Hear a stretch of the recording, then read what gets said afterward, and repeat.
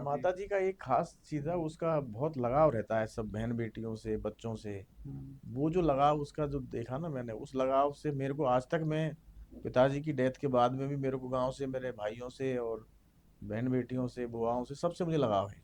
देखिए, हमारे पिताजी ने हमें एक चीज़ समझाई थी कि कभी किसी का बुरा मत करिएगा। हम्म, और रही बात पैसे की और धन धनार्जन की, धन इकट्ठा करने की, तो मैं समझता हूँ मैं पहले से ऐसे परिवार में पैदा हुआ था कि मुझे पैसे की कभी कमी आखिरी नहीं थी। नमस्कार दोस्तों। आप सुन रहे हैं माइक पे जीतू विद जीतू भैया, जहां बात होती है असली कहानियों की, असली किरदार की। उन्हीं की कहानी, उन्हीं की जुबानी। आज के इस एपिसोड में हमारे साथ में बहुत ही खास मेहमान बुलाए गए हैं आपके लिए, जो सिर्फ एक नाम नहीं, एक मिसाल है। इनका जीवन ही एक प्रेरणा है, इनका सफ़र ही एक सीख है। तो आज के इस एपिसोड में हम आपको मिलाने जा रहे हैं एक ऐसे मेहमान से जिनका बचपन गांव में संघर्षपूर्ण रहा। उसके बाद वो आईआईटी दिल्ली जाते हैं, वहाँ से इंजीनियरिंग की पढ़ाई करते हैं और आज एट प्रेजेंट एमएमटीसी के जनरल मैनेजर इन जयपुर ब्रांच। तो मिलाते हैं आपको विक्रम बरदाड़ा साहब से। राम राम साहब। नमस्कार साहब, राम राम। सर, जैसे कि आपका बचपन गांव में आप पैदा हुए, तो आपका बचपन कैसा रहा सर? कितना संघर्षपूर्ण रहा? शिक्षा दीक्षा कैसी हुई सर? देखिए, मैं जैसे आपने मेरा नाम बताया, विक्रम बड़दाला। बड़दाला हाँ, सबसे बेसिकली, पहले अपना परिचय दे दीजिए सर। बड़दाला मेरे गांव का नाम है। हम्म, और बड़दाला जो है, उस समय जब मैं पैदा हुआ था, सवाई माधोपुर जिले में आता था। अच्छा सर। और तहसील नादौती हुआ करती थी। अच्छा। उसके बाद में हम फिर सवाई माधोपुर से फिर करौली ज़िले में आ गए। हुँ, और अभी करौली ज़िले में ही है। अच्छा सर। बीच में गंगापुर सिटी जिला बना था, लेकिन हाँ, शायद अभी वापस हटा दिया गया है वापस उसको। हटा दिया। तो बड़जाला एक बड़ा गांव है वैसे। अच्छा सर। अगर देखी जाए कृषि भूमि के हिसाब से तो काफ़ी काफ़ी क्षेत्रफल है इस गांव में। जी सर। और 1968 1968 में मेरा जन्म हुआ था, जुलाई में। अच्छा सर। और वहीं पर मेरी जो है, तब मेरे यहाँ पर मिडिल स्कूल हुआ करता था। अच्छा, एक, आपकी शिक्षा दीक्षा गाँव में ही हुई हाँ, मिडिल गांव तक। में ही हुई अच्छा थी। सर। मिडिल स्कूल में परिवार में सबसे बड़ा हूँ। अच्छा, मेरे पिताजी का सबसे बड़ा बेटा। अच्छा सर। और 8वीं तक मैं वहीं पढ़ा था। गाँव में ही सर। गांव में पढ़ाई करी अच्छा, थी मैंने, मिडिल स्कूल तक हिंदी माध्यम से ही पढ़ा हूँ। अच्छा सर। और उसके बाद फिर 9th क्लास में हम जो है, चूँकि स्कूल नहीं था वहाँ पर 9th में, तो गंगापुर सिटी चले गए थे। अच्छा, वहाँ से गंगापुर सिटी शिफ्ट हो हाँ, गए। अच्छा गंगापुर सर। सिटी शिफ्ट हो गए थे। वहाँ पर हायर सेकेंडरी वहाँ से की, अच्छा, गवर्नमेंट स्कूल से पले गवर्नमेंट बड़े हो स्कूल सर। से, अच्छा सर। गवर्नमेंट स्कूल से। और उसके बाद मैं फिर जयपुर आ गए। अच्छा। जयपुर आने के बाद में फिर ये एग्ज़ाम वगैरह देने लगे, हुँ, अपना आईआईटी का, पीईटी का। तो पीईटी में तो हुआ नहीं था, आईआईटी में हो गया था हमारा। अच्छा। फिर हम आईआईटी दिल्ली में चले गए। सर, आप मतलब गाँव से पले बड़े, हम्म। 8th क्लास तक वहीं पढ़ाई, फिर गंगापुर शिफ्ट हो गए हाँ, और फिर जयपुर आके आप एक आईआईटी साल पहुँचे। सर, जयपुर आप रहा। एक पटेल फैमिली में जन्म लिया सर आपने, जी। जहाँ पे ऐसे गाँवों में होता है कि पटेल के बेटे तो पटेला ही करते हैं, इनका पढ़ने लिखने से कोई इतना मतलब नहीं होता है, और आप हिंदी माध्यम से स्कूलिंग किए। जी। तो सर, ये जज्बा कहाँ से आ गया था कि कब आपने ऐसा सोच लिया था कि, या फिर किससे आपने प्रेरणा ली कि मुझे आईआईटी करना है, आईआईटी निकालना है सर? ये आपके माता पिता से या फिर आपकी ज़िंदगी में कोई ऐसा आया जिसको देख के आपने प्रेरणा ली सर? देखिए, ऐसा है कि हमारे पिताजी, गांव में हम हमारे 5 पटेल हैं मेरे गांव में। अच्छा मेरे सर। पिताजी भी एक पटेल, क्या नाम था सर आपके मूलचंद मूलचंद पटेल। अच्छा, सो मूलचंद उनकी पटेल। डेथ हो गई थी करीब 10 साल पहले, अच्छा सर। 2015 में। हुँ, तो उनका था शुरू से ही कि भाई मैं पढ़ाई लिखाई करूं। हुँ। और हालांकि वो भी पढ़ाई किए थे 8वीं तक, लेकिन उनको पढ़ने नहीं दिया था हमारे अच्छा सर। दादाजी ने, कि भाई क्या करेगा, अकेला क्या ही करेगा लड़का है। पढ़ के? हाँ। हाँ। तो वो तो नहीं पढ़े थे उसके बाद, लेकिन वो गांव में ही रहे। फिर मैं, मेरा पढ़ने का था शुरू हुँ। में, ठीक ठाक था मैं। और उस दौर में ये चल रहा था कि साइंस लेने का बड़ा क्रेज था अच्छा सर। उस समय, जब जिस समय मैं बात कर रहा हूँ, साइंस लेने का। तो साइंस मैथ जो लेना है, ही बड़ी बात थी सर उस समय हाँ, में। तो साइंस मैथ हमने लिया था गंगापुर सिटी में जाके। अच्छा। फिर धीरे धीरे जब पढ़े 9th 10th किया 11th, तो फिर धीरे धीरे पता चला कि एग्जाम होती है। हम्म। पीईटी का होता था मेन तो। जी सर। पीईटी होती थी तब। और आईआईटी भी होते थे। आईआईटी तो ये सोचते थे ये तो बहुत बड़ी एग्जाम है, कैसे पास करेंगे इसको। हम्म।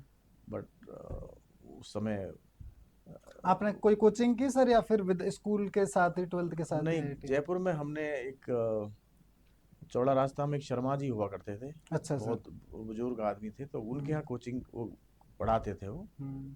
तो एक साल मैंने वहाँ पर उनके यहाँ पर कोचिंग लिया था। तो अच्छा, मेरे लिए मतलब लोकल कोचिंग से आप आईआईटी तक पहुंच गए सर? हाँ, मतलब जो वैसे हम्म। जैसे ट्यूशन पढ़ाते हैं ना, इस तरह ही वो हम्म। शर्मा कोचिंग के नाम से थी उसकी। अच्छा सर। उनकी तो वो 10-15 बच्चे होते होंगे उस समय, जी तब सर। भीड़ भाड़ नहीं होती थी इतनी। तो हम मतलब टोंक फाटक रहता था हमें। अच्छा और सर। सुबह यहाँ से 5 बजे कोचिंग शुरू होती थी। हम्म। तो सुबह 5 बजे सर? हाँ, तो अच्छा। हम सुबह साइकिल से जाते थे यहाँ से। अच्छा। साइकिल से जो है चौड़ा रास्ता तक, टोंक चौड़ा फाटक तक। रास्ता, काफी दूर डिस्टेंस हो हाँ, जाती है सर। और या फिर टेम्पो भी चलने लग जाते थे, उस समय टेम्पो अच्छा। चलते थे। अच्छा सर। तो उससे जाते थे, अगर लेट आवर्स में अगर कोचिंग है हम्म। तो। सर, आपको दादी माँ का सानिध्य मिला है सर? मेरे को मेरी जहाँ तक मेरी जो याददाश्त, हम्म। मैंने दादी दादी और दादाजी को मैं मतलब अच्छा। पहले ही चले गए थे। मेरे पिताजी की जब अच्छा, मैं शायद मतलब छोटा सा रहूँगा तभी उनकी डेथ हो गई थी, तो मैं। सर, ऐसी कोई बचपन में प्रेरणा जो अपनी माँ से मिली हो फिर आपको, जो आपके जिंदगी के सबसे टच है, वो बात बचपन में या अभी? माता जी का एक खास चीज़ है, उसका बहुत लगाव रहता है सब बहन बेटियों से, बच्चों से। हम्म। वो जो लगाव उसका जो देखा ना मैंने, उस लगाव से मेरे को आज तक, मैं पिताजी की डेथ के बाद में भी मेरे को गांव से मेरे भाइयों से और बहन बेटियों से, बुआओं से, सबसे मुझे लगाव है। अच्छा सर। वो एक चीज़ मेरे को देखा, उसका जो ममत्व था कहिए उसको। अच्छा, माँ का ममत्व जो होता है। हाँ, तो वो मेरे पता नहीं मेरे अंदर भी ऐसा है कि मैं चाहे भले ही कोई मुझे हम्म। भला बुरा भी कह दे, कुछ भी कर दे, मैं सब भूल भाल के मैं फिर वहीं पहुंच बुरा जाता नहीं हूँ। मानते सर उस हाँ, बात का? मैं उधर ही पहुंच जाता हूँ। हम्म। और मैं समझता हूँ यही एक कारण है कि मेरे पिताजी की डेथ हुए करीब 10 साल हो 10 गए। साल हो गए। लेकिन अभी भी मेरा पूरा परिवार संयुक्त परिवार है। संयुक्त परिवार, कितने चार भाई बहन हो सर? 4 भाई हैं हम। चारों, एक मतलब अभी कंबाइंड हाँ, फैमिली अभी? कंबाइंड ही रहते हैं, जॉइंट साथ ही फैमिली? जॉइंट ही रहते हैं। अच्छा सर। और जब तक चलेगा मेरा हम्म। बस चलेगा, जब तक जॉइंट ही रहेंगे।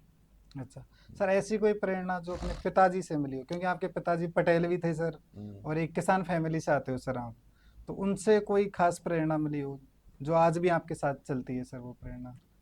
देखिए, हमारे पिताजी ने हमें एक चीज़ समझाई थी कि कभी किसी का बुरा मत करिएगा। हम्म। और रही बात पैसे की और धन धनार्जन की, धन इकट्ठा करने की, तो मैं समझता हूँ मैं पहले से ऐसे परिवार में पैदा हुआ था कि मुझे पैसे की कभी कमी अखरी नहीं थी किसी भी अच्छा तरीके सर, की। मतलब परिवार संपन्न था। हाँ। अच्छा सर। तो अ, यही कहते थे कि भाई कभी भी इतना पैसे का मोह भी मत करना कि हम्म। उसकी वजह से आप किसी को कष्ट दो या कोई गलत काम में लग जाओ। अच्छा सर। और मैं शायद उसी से मैं प्रेरणा लेके आज 33 साल की नौकरी के बाद भी मैं मैंने कभी सोचा ही नहीं कि कोई नौकरी के अलावा भी कोई हम्म। अवैध तरीके से भी धन कमा से जा सकता है। मैं अच्छा सर। सोचता भी नहीं हूँ ऐसा। हाँ, किसान परिवार से आते हो तो किसान किसी चीज़ में मिलावट नहीं करता सर, हाँ, ये बात तो है। तो मैं अच्छा। भी उस हिसाब से, लेकिन खुश हूँ मैं, मतलब मैं हम्म। इस मामले में, क्योंकि मेरे को अ, इस तरह का कोई गतिविधि में जब इन्वॉल्व भी नहीं हुआ, तो मैं हम्म। रात को I sleep like a baby, बच्चे की तरह सोता हूँ, अबोध बच्चे की तरह। बिल्कुल सर। मुझे कोई टेंशन नहीं है, मुझे अच्छा ऐसा सर, नहीं रहता है कि रात को कि भाई कोई ईडी का छापा पड़ हाँ, जाएगा कुछ कोई भी, मतलब मैं हाँ, निष्फिक्र होके घोड़े बेच के सोता बिल्कुल, हूँ। घोड़े बेच के सोना, हिंदी में एक मुहावरा है, हाँ, घोड़े कभी भी बेच के मेरे मन सोना। में ये मेरे को पता नहीं अंदर से। हाँ। हाँ, हालांकि ये होता है कि जब कभी कभी ऐसा फील भी होता है मन ही मन में कि यार पैसा बहुत कुछ होना चाहिए अपने पास भी। हम्म। लेकिन फिर मन करता है यार इतने की जरूरत क्या है जब काम चल रहा है अपना। हम्म। अपन कोई ज्यादा शौक नहीं है किस तरह के। सही है सर। ठीक है, बच्चे जितनी सामर्थ्य है उस हिसाब से बच्चों को पढ़ा दिया लिखा दिया। जैसे सर आपका गांव माड़ क्षेत्र के अंदर आता है, हम्म। तो माड़ क्षेत्र में सर ऐसे तो पानी की कमी है, लेकिन वर्षा जब होती है तो कुंडे भर जाते हैं, तो सर वहाँ खेती बाड़ी भी है, और हम्म। गांव का जीवन में खेल कूद का ज़्यादा इन्वॉल्व रहता है सर। हम्म। तो उस दौर की लाइफ स्टाइल में और आज की दौर की लाइफ स्टाइल में सर आप क्या मतलब डिफरेंस पाते हो सर? उस टाइम की जिंदगी कैसी थी, आज की कैसी है सर? देखिए या पहले। फिर आपका बचपन ज्यादा सुकून से भरा था, या फिर आज आप इस पद पे हो, आप मैनेजिंग जनरल मैनेजर हो, जीएम हो हम्म। एमएमटीसी के, आज ज्यादा खुश हो सर? देखिए उस पीरियड को अगर याद करें, वो दौर है 70 के दशक का, जब हम्म। गांव में थे हम। अच्छा था माहौल, बहुत बढ़िया। मतलब कहीं भी जाओ तो लोगों का जो प्यार प्रेम था, बुजुर्गों के जो सम्मान था, बुजुर्गों से डरते थे हम लोग। बुजुर्गों के प्रति सम्मान भी होता था, सम्मान, डर भी डर होता भी था। था। हम्म। इवन स्कूल के जो गुरुजी थे, उनसे अगर आप वो निकल जा रहे हाँ, तो तो सामने रास्ता से, ही बदल लेते थे हाँ, सर। तो वो जो सम्मान था, और जो महिलाओं के प्रति भी और बुजुर्गों के प्रति भी एक दूसरे में, मतलब एक नमस्ते करना, राम राम करना, ये सब वो हम्म। पीरियड था, वो बहुत अच्छा था वो। हम्म। और मैं समझता हूँ कि तब किसी के मन में कोई इतनी, एक दूसरे की मदद के लिए फटाक से आते थे, शादी ब्याह भी होते थे, देखते हम जब अ, परोसने के लिए लोग आ जाते आ थे फटाक जाते थे। किसी घर में। आज के डेट में बुलाने पड़ते हैं, आज की डेट में 10 बार पैसे दे के जाओ भी जब भी, बुलाते यहाँ हैं। बुलाने पड़ते हैं, तो वो हम्म। ये बदलाव तो आया है। हम्म। मेरे हिसाब से उस पीरियड को मैं अच्छा मानता था, मानता हूँ अच्छा, अभी भी। कि वो समय ज्यादा वो अच्छा था। अच्छा था जब उस समय लोगों के मन में शायद अ, किसी के प्रति दुर्भावना मेरे को कम नजर आई उस समय। रहती होगी थोड़ा बहुत, लेकिन उतनी एक्सप्रेस नहीं हो पाती और थी वो। बचपन की फ्रीडम भी सर ज्यादा थी, जैसे खेलने कूदने को लेके हो, हाँ हाँ, वो भी खेल। अच्छा था उस समय। फिजिकल एक्टिविटी ज्यादा हाँ थी। बिल्कुल बिल्कुल। सर आप इस दौर से गुजरने के बाद आईआईटी पहुंचे, हम्म। तो आप आईआईटी दिल्ली से ग्रेजुएट हो। हम्म। कब पहुंचे सर आईआईटी दिल्ली आप? मैं 90 से लेके 94 तक वहाँ रहा हूँ, अच्छा, उसके बाद में 94 बैच के पास हाँ। आउट हूँ, और अच्छा। 94 के बाद में मेरा जॉब लग गया था अच्छा, पहली जॉब किस में थी सर? इसी में, एमएमटीसी में, एमएमटी एज से। Deputy manager. अच्छा। और मैं यूपीएससी दिया था उस समय, 2 बार इंटरव्यू दिया, लेकिन मेरा पोस्टिंग इंदौर हो गया था। अच्छा, यूपीएससी के थ्रू सर। हाँ। अच्छा। तो मैं फिर उसके बाद में मैं पढ़ाई, मतलब फिर मैंने सोचा मैं अब नौकरी करते हैं, नौकरी करता हम्म। रहा मैं आराम से। फिर तब से लेके और अब तक एमएमटीसी में रहा हूँ। और बीच में ज़रूर 2022 से और 24 तक यहाँ अच्छा सर। डेपुटेशन पे था मैं, अच्छा, किस? राजस्थान सरकार में, अच्छा। यहाँ सीएमओ में। 20 से 24? 22 से 24 के अच्छा, बीच में, 22 से 24। 2 साल के लिए। तो यहाँ पर मैं डेपुटेशन में रहा हूँ, और उसके बाद वापस मैं दिल्ली चला गया था। सर जब आप आईआईटी में पहुंचे, तो उस टाइम आप जवान भी थे, जवान हम्म। अभी भी हो नो डाउट, पर हम्म। उस टाइम का एक स्टूडेंट लाइफ का अलग ही क्रेज होता है। तो वहाँ की कुछ कॉलेज लाइफ की बातें, जर्नी थोड़ा शेयर कीजिए सर। देखिए हम चूंकि हिंदी माध्यम से थे, अच्छा सर, और हाँ, आई, हिंदी माध्यम की वजह से आपको कॉलेज में किस किस चीज़ का हाँ वो हिंदी उठाना माध्यम पड़ा? से थे, और आईआईटी में पढ़ाई इंग्लिश मीडियम इंग्लिश से हो। मीडियम होता है सर इंजीनियरिंग। तो उस समय हम इधर राजस्थान से चार पाँच पाँच छः बच्चे होंगे शायद पूरे हम्म। राजस्थान से। अच्छा तो सर। हमारा सबका ये रहता था, यार ये अंग्रेजी में पढ़ाते हैं, हम्म। अपने समझ में तो आता नहीं है कैसे हम्म। करें। लेकिन हमसे सीनियर भी थे कुछ लोग, तो वो हम्म। कहते चिंता मत करो, धीरे धीरे आप।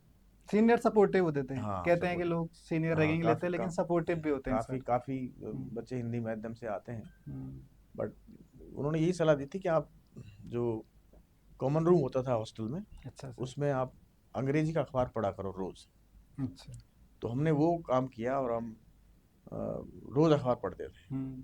मैं समझता हूँ कि 1 साल के बाद में ऐसा लगने लगा कि हमें ऐसा कोई फीलिंग नहीं हुआ कि भाई अ, जो इंग्लिश मीडियम से आया है और हम हिंदी मीडियम से हैं, तो थोड़ा रहता था। हाँ, लेकिन जब बाहर निकले, जब संघर्ष तक, करके वो चीज़ हासिल हाँ, कर ली। और बल्कि उसमें ज़्यादा अच्छा मज़ा आता था, क्योंकि आप हिंदी से अंग्रेजी में ट्रांसलेट करते थे चीज़ों को, हाँ, तो ज़्यादा जोर लगाना पड़ता था। ज़्यादा। तो कभी कभी ऐसा लगता था कि जो इंग्लिश मीडियम वाले वो गलत अंग्रेजी बोलते थे, अच्छा।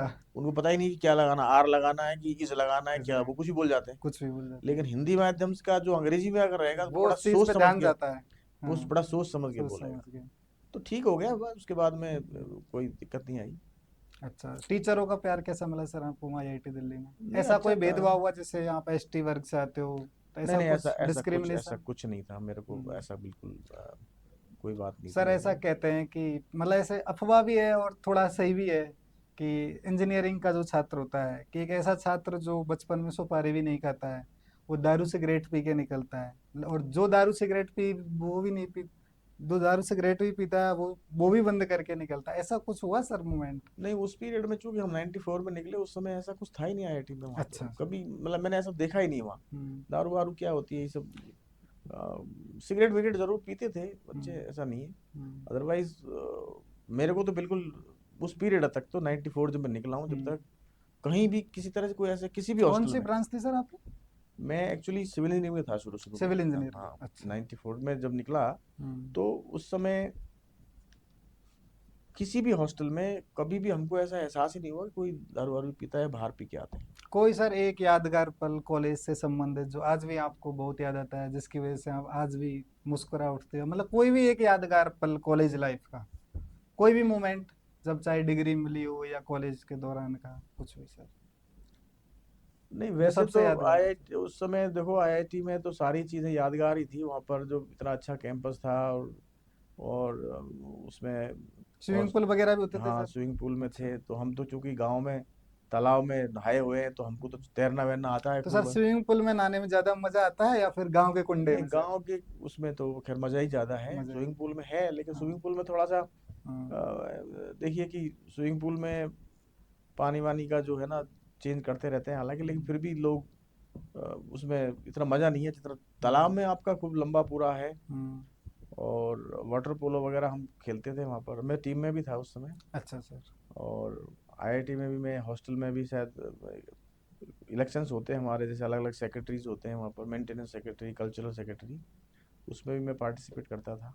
तो अच्छा ठीक था, बढ़िया मतलब। सर, जिस दिन आपने आईआईटी दिल्ली में एडमिशन लिया था और हम्म। 4 साल के बाद इंजीनियरिंग करके आप आईआईटी से निकले, तो जिस दिन आप घुसे थे और जिस दिन निकले थे, तो आपके सोचने का नजरिए में क्या क्या बदलाव आए सर? क्या आईआईटी से जाने के बाद ये कॉन्फिडेंस बूस्ट हुआ या फिर ऐसा क्या देखिए, नजरिया बदला सर? आईआईटी में क्या है, सबसे पहले तो कि सभी पूरे इंडिया लेवल से और बल्कि विदेशों से भी लोग थे वहाँ पर। हम्म। तो आपका एक पूरा ओवरऑल जो इंटरेक्शन है ना, हर स्टेट के लोगों से होता है। आप बहुत सारी चीज़ सीखते हो। अलग अलग हाँ, लोग आते हैं सर, स्थानीय कॉलेज में एक जब, नेटवर्क बिल्ड होता है हाँ, सर। नेटवर्क तो बिल्ड होता ही है, साथ में आपको हर स्टेट के लोग वहाँ मिलेंगे। हम्म। सब तरह के मिलेंगे, होशियार भी होंगे, टॉप हम्म। मतलब क्रीम ज़्यादातर जो समझिए उनको। तो आपको खुद को ऐसा लगता है कि यार ये इंडिया है पूरा, इसमें सब तरह के लोग हैं। सब हर तो आपका कल्चर के, ओवरऑल डेवलपमेंट आपका है ना, बहुत अच्छा सर्वांगीण होता विकास जिसको है। हाँ, बोलते हैं। बहुत अच्छा होता है हम्म। आईआईटी में खास तौर से। लेकिन जैसे स्थानीय कोई कॉलेज है या इंजीनियरिंग कॉलेज है, उसमें वहीं वहीं के बच्चे होते हैं, तो वो हाँ सर, उतना पर्टिकुलर एक्सपोजर, एरिया एरिया हाँ, के बच्चे होते हैं सर। उतना एक्सपोजर नहीं होता। लेकिन आईआईटीज में ये इसका मुझे बहुत एडवांटेज मिला। हम्म। क्योंकि सभी लोगों से, अगर मैं सपोज साइंस नहीं लेके आर्ट्स लेता, तो मैं शायद किसी कॉलेज से बीए करके और एक और, पर्टिकुलर एरिया से ही संबंधित रह जाते हैं, लोगों हाँ, को जान हालांकि नहीं उसका भी पाते। एक वो है, लेकिन हम्म। इधर आने से एक एक्सपोजर अच्छा, हम्म। सभी तरह के सर, लोग जैसे आपको। कहा कि आप आईआईटी में अलग अलग स्टेट के, अलग अलग क्षेत्र के, अलग अलग वर्ग के लोगों से मिलने का मौका मिलता है और 4 साल के बाद एक अलग ही नेटवर्क बिल्ड हो जाता है, तो कभी हम्म, ये जो आईआईटी वाला आपके साथ है, कोई आईएएस भी होगा, आरएस भी होगा, हम्म, बिजनेसमैन भी होगा, कोई पॉलिटिक्स में भी होगा, हम्म। तो ये नेटवर्क क्या आज की लाइफ में भी आपके काम आता है? हाँ, बिल्कुल, अगर आप हम्म। उनको मेंटेन करते हैं ना, जी अगर सर। आप सबसे कांटेक्ट में रहते हैं, तो मैं तो, हम्म। मेरा तो खैर फितरत रहा है शुरू से, मैं तो सभी से हम्म। संपर्क में रहा हूँ तभी हम्म। से लेके अब तक। हम्म। और कभी होली दिवाली पर नमस्कार ये सब करने देने से काम तो कभी कुछ पड़ते नहीं है ऐसे, लेकिन हम्म। फिर भी अगर कभी पड़ जाता है, कोई जरूरत होती है तो ऐसी, काम आते हैं तो लोग। काम आते हैं। तो वो तो है ही है, उस पीरियड में अगर आप लोगों से ढंग से रहे हो और अभी भी उसको मेंटेन करते हो, तो हम्म। उसका फायदा होता है हमेशा। सर, इस छात्र जीवन के बाद अभी यदि हम आप अपन आपकी प्रोफेशनल लाइफ के बारे में बात करें, तो पहली ज्वाइनिंग आपकी एमएमटीसी में? एमएमटीसी में थी, अभी तक भी मैं उसमें अच्छा। कंटिन्यू और किया सर, है। अभी आप एमएमटीसी में मैनेजिंग जनरल मैनेजर हो, जी। तो सर इस इसके दौरान का कोई वाकया, क्या लोगों के लिए आप क्या क्या किस फील्ड में काम करती है सर देखिए, एमएमटीसी? मेरा तो एमएमटीसी में तो ये था कि हम तो, हमारा पब्लिक डीलिंग तो था नहीं। हम्म। हमारा मेन काम है गोल्ड सिल्वर, सरकारी काम है, गोल्ड सिल्वर इंपोर्ट करना। और क्या इसके ये अलावा डायरेक्ट पब्लिक से पब्लिक से कोई डीलिंग कनेक्शन नहीं नहीं है होता हमारा। सर इसमें? अच्छा। और दूसरा, जब कभी गवर्नमेंट को कोई चीज़ की क्या कोई रिक्वायरमेंट, खास इनिशिएटिव चलाती है सर एमएमटीसी जो लोगों को काम आ सके? नहीं, गोल्ड वगैरह प्योर गोल्ड लाती है, तो वो गोल्ड सप्लाई करते हैं यहाँ पर अच्छा अच्छा। ज्वेलर्स को, फिर लोगों के काम आता है अल्टीमेटली, लेकिन हम्म। डायरेक्ट डीलिंग हमारी नहीं है। डायरेक्ट पब्लिक डीलिंग की बात हाँ, है। और अच्छा। कभी सरकार को लगता है कि कोई चीज़ जैसे मान लो हम्म। कोयला इंपोर्ट करना है, बीच में प्याज की शॉर्टेज आ गई थी तो हमने इंपोर्ट किया था। हम्म। कुछ चीज़ एक्सपोर्ट करनी होती है, तो सरकार के बिहाफ पर है सारा। तो हम्म। सर आप अभी एमएमटीसी में जनरल मैनेजर हो, उसके बावजूद भी ये देखा गया है कि सर आप आपके गांव से बहुत जुड़ाव रखते हो, चाहे वो खेती किसानी से लेके हो, चाहे वो समाज सेवा हो। सर इतने बड़े पद पे रहने के बावजूद लोग वहाँ गांव तो जाना ही छोड़ देते हैं, फिर इतनी नजदीकियां कैसे सर? क्या भाव है सर इसके देखिए, प्रति? मेरा शुरू से ही मैंने कहा ना, जैसे कि गांव से मेरा लगाव शुरू से ही रहा है। और हम्म। चूंकि मेरी जॉइंट फैमिली है, जी फादर सर। के जाने के बाद मेरी जिम्मेदारी और ज़्यादा बन गई। हाँ, तो परिवार के प्रति परिवार के जिम्मेदारी। प्रति, तो मैंने फिर ये ठान लिया कि जब अगर पिताजी चले गए तो उसके बाद मैं परिवार को नीचे नहीं आने दूंगा, मैं बल्कि अच्छा। उसको ऊपर बढ़ाऊंगा। हम्म। ये मेरा एक एक वादा था। हम्म। तो मैं उसको निभा रहा हूँ। हम्म। और मैं समझता हूँ कि उसको मैं नीचे नहीं आने दे रहा, बल्कि जितना ऊपर मेरे ही से ले। बनता है, हाँ, लेकिन उसके लिए जाना पड़ता है, मॉनिटरिंग करनी पड़ती है। मॉनिटरिंग करनी पड़ती है। दूसरा रही बात समाज की, तो चूंकि सर उस पे मैं आ रहा हूँ, अभी थोड़ा इस पे चर्चा करते हैं। सर अभी आप देखे गए सर, खेती किसानी से रिलेटेड आप कई एक्सपेरिमेंट करते रहते हो, जैसे मिट्टी की टेस्टिंग कराना हो, आप अलग अलग गाँवों की मिट्टी ले जाके भी टेस्टिंग करवाते हो। और अभी आप पॉली हाउस भी खोल रहे हो सर, हम्म। इसके पीछे क्या? सर पॉली हाउस कैसे, मतलब और लोगों किसानों के जिंदगी में कैसे बढ़ देखिए, सकते हैं इसको पॉली लेके हाउस आगे? का क्या है, मैं पिछले 8-7 महीने से स्टडी कर रहा हूँ, और हम्म। ये प्रूवन सिस्टम है गवर्नमेंट का। इसमें सब्सिडी भी है, स्टेट गवर्नमेंट का भी है, हम्म। सेंट्रल गवर्नमेंट का भी है। अच्छा, और गवर्नमेंट सब्सिडी भी देती है सर इसमें? हाँ, अच्छा। सेंट्रल गवर्नमेंट से 50% है, एनएचबी, नेशनल हॉर्टिकल्चर बोर्ड। हम्म। स्टेट गवर्नमेंट में ज़्यादा है। हम्म। तो ये एक प्रूवन सिस्टम है, इजराइल टेक्नोलॉजी पे बेस्ड है ये, जितना हम्म। मैं जो समझ पाया हूँ। अच्छा सर। तो इसमें कुछ ऐसी कॉमर्शियल क्रॉप की जाती है जो हाई वैल्यू होती है, जैसे अच्छा, नकदी फसलें सर। नकदी अच्छा, कॉमर्शियल जो है ना, कमर्शियल। इसका जैसे शिमला मिर्च हो गया, हम्म। खीरा हो गया। हम्म। तो उस पे कोई रेस्ट्रिक्शन नहीं है कि भाई कोई गवर्नमेंट उसमें इंटरफेयर नहीं करती है। हम्म। जिस जो अफोर्ड करता है वो खाता है उसको। हम्म। और पॉपुलेशन तो बढ़ रही है सब जगह इंडिया की, चाहे सभी जगह, तो लोगों को डिमांड होती है इन चीज़। प्रोडक्टिविटी भी होनी हाँ। चाहिए फिर। तो ये एक प्रोटेक्टेड कल्टीवेशन है, क्योंकि हम अच्छा। इसको वैसे करते हैं तो नेचुरल कैलेमिटीज़ कभी हो जाती है, मान लो प्रकृति का प्रकोप हो जाए, बरसात ज़्यादा हो हम्म। जाए, सर्दी हो जाए, तो उसमें नहीं होता। तो इसमें तो मैं एक प्रयास इसलिए कर रहा था कि मेरे पास ज़मीन है काफ़ी सारी। और कितनी जमीन होगी सर आपके पास? अब मेरे पास 250 बीघा ज़मीन होगी। अच्छा, हम माड़ के हाँ। किसान हो सर, आप इतनी तो होती है। हाँ, तो हाँ। इतनी ज़मीन होगी वो। हाँ। अब मेरी तो क्या है, मैंने कौन सी खरीदी है, तो फोर फादर्स की है जो अच्छा। हमारे पास हाँ, जो है, विरासत में मिली है। विरासत में मिली जी है। सर। तो उसको पॉली हाउस को लगाने से मेरा मेन उद्देश्य ये है कि उसको मैं लगा के और मैं सफल अगर होता हूँ, तो हम्म। मेरे आसपास जितने भी माड़ क्षेत्र जो हम हमारा हम्म। है, किसानों के पास सबकी ज़मीन है, फार्म पॉन्ड से पानी अच्छा है। हम्म। तो वो एक ट्रेडिशनल खेती के अलावा ये भी वो तो करें ही करें, इसके हम्म। साथ में ये करेंगे तो इसमें इनकम कुछ नया अच्छी है। इनिशिएटिव। हाँ। हम्म। तो मैं समझता हूँ कि जो लोग बेरोजगार हैं, जिनको नौकरी नहीं मिल पा रही है और खेती बाड़ी से जुड़े हुए हैं, तो वो एक नया नवाचार में जुड़ें। हम्म। और अगर गवर्नमेंट का सपोर्ट खूब चल ही रहा है, हम्म। एक क्लस्टर बन जाता है, मान लो 10, 20, 50, 100 पॉली हाउस लग जाते हैं, उसमें से फसल आप क्रॉप करते हो और वो फिर मार्केट में जाती है, बड़े जैसे दिल्ली है, जयपुर है, तो ऑब्वियसली इनकम बढ़ेगी, तो आर्थिक स्थिति भी सुधरेगी। सर एक ट्रेंड और देखा गया है कि जो बचपन में माता पिता कहते थे कि छोरा खेती में काई कौन रखे हो, पढ़ाई कर ले। लेकिन हम्म। एक चीज देखिए है सर, जो बड़े लोग हैं, जो जैसे अभी आप जनरल मैनेजर हो, और या फिर लोग रिटायर होने के बाद अच्छी जॉबों से वो खेती की ओर जा रहे हैं, और आपकी तरह जैसे पॉली हाउस है, ऐसे कुछ अलग इनिशिएटिव कर रहे हैं सर, ऐसा क्यों? मतलब बचपन में तो घर वाले कहते हैं कि भाई पढ़ाई करो, खेती में कुछ नहीं रखा, हम्म। लेकिन बड़े लोग खेती की तरफ ही जा रहे हैं सर, ऐसा कुछ क्या है मतलब सर? देखिए, हम्म। खेती में जो है ना, हम हम्म। फूड प्रोड्यूस करते हैं, हम्म। खाने की चीज़ है मतलब। और आपकी जितनी भी टेक्नोलॉजिकल डेवलपमेंट है, ये सब ऑब्सोलीट होते जाते हैं। हम्म। आज कोई लेटेस्ट टेक्नोलॉजी आई, कल को वो ख़राब हो गई, हम्म। फिर कोई दूसरी आ गई, उसमें जो एक्सपर्ट है वो ख़राब, करा। फिर कोई और आ जैसे गई, मॉडल पुराना हुआ तो दूसरा ही आएगा, दूसरा उसकी कोई आएगा। वैल्यू तो नहीं। वो जो उसमें जो एक्सपर्ट थे वो लोग गए ना, बेरोजगार हो गए वो तो। हम्म। ऐसे ही दूसरा आएगा, फिर हम्म। तीसरा आएगा। पर खेती में तो गेहूँ चने तो उगे ही उगे, वो तो खाना ही खाना है। हम्म। तो वो एक ऐसी चीज़ है एग्रीकल्चर, अगर उसको आप साइंटिफिकली करते हो, प्रोडक्शन बढ़ाते हो, हम्म। इवन अगर ऑर्गेनिक की तरफ जाते हो, हम्म। तो वो एक ऐसी चीज़ है कि पॉपुलेशन बढ़ती रहेगी, हम्म। खाना चाहिए ही चाहिए सबको।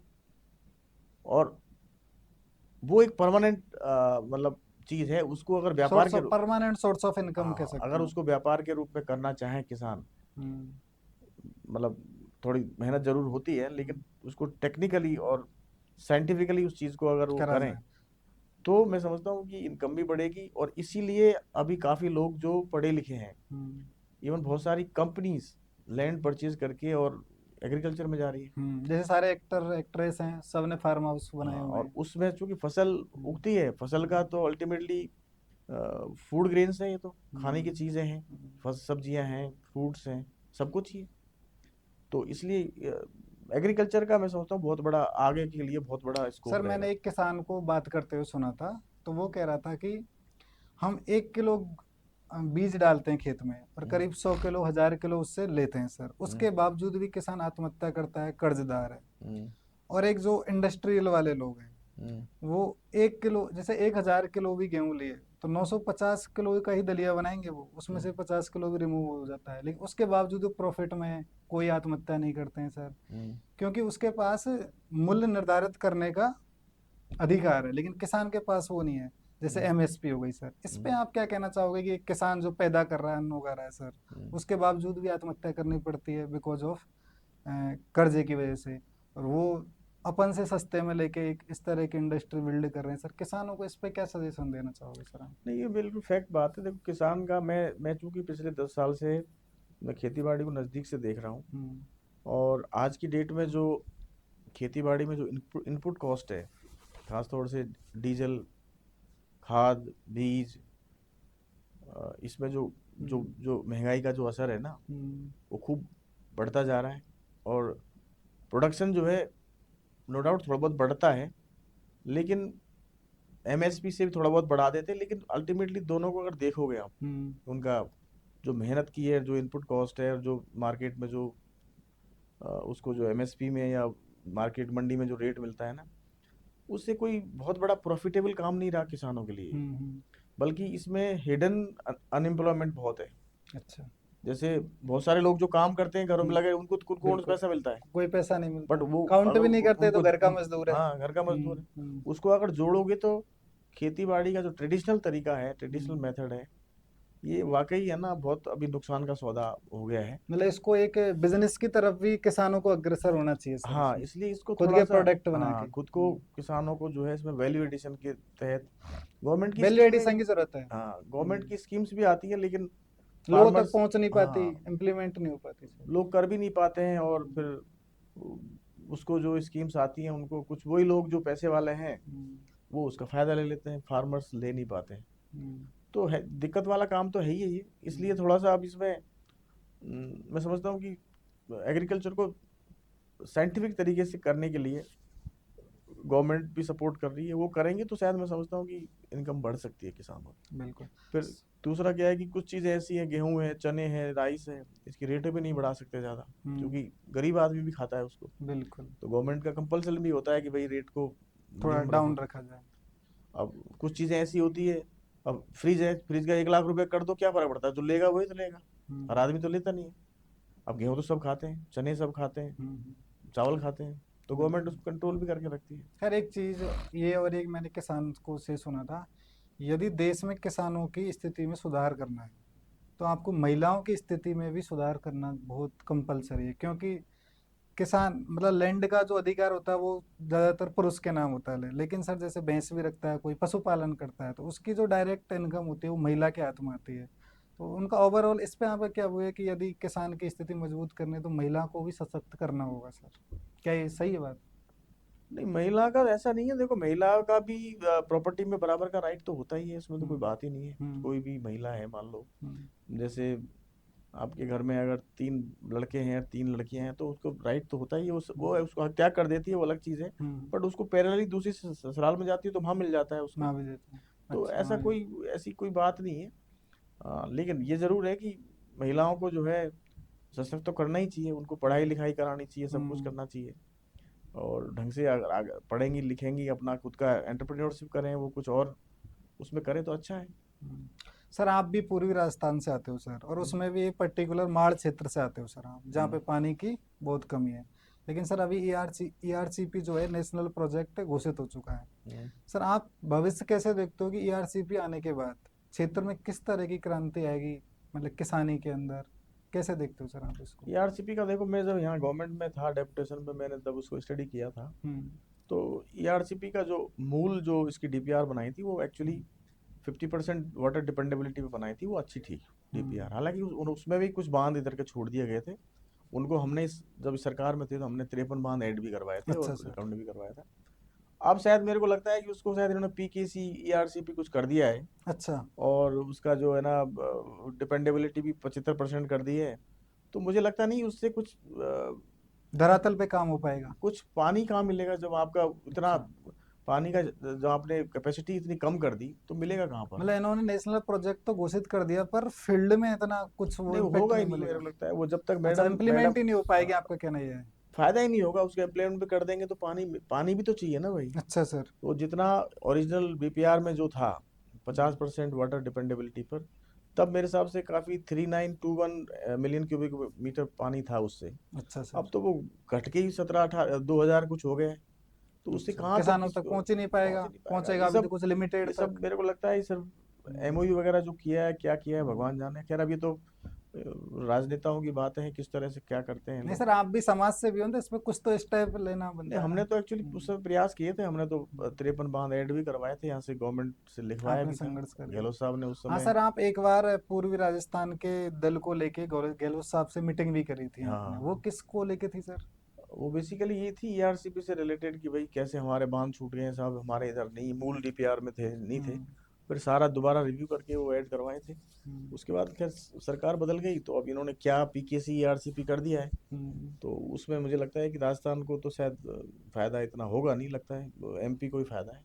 अच्छा सर। बट अभी सब टेक्निकल चीजें हैं, लोगों को समझनी चाहिए। हम्म। अब कुछ अब मैं कुछ बोलूंगा तो फालतू में उस तरह की बात हो नहीं जाएगी। सर, खुल के बोलना है सर, तभी तो पता लगेगा ना एक्चुअल बात क्या है सर, नहीं, बोलना ये चाहिए सर। एक्चुअली जो हाँ। ओरिजिनल जो मैडम वसुंधरा जी के टाइम जो डीपीआर बनी थी ना, दो, अच्छा सर। हाँ वो डीपीआर बेस्ट थी, और उसमें कुछ कमियां थी तो वो इन्होंने पूरी कर दी थी गहलोत साहब ने उसको अच्छा, जोड़ के, उसी को चलने लेकिन वो देते तो। डीपीआर जो वसुंधरा गवर्नमेंट में बनी थी वो आज नहीं है।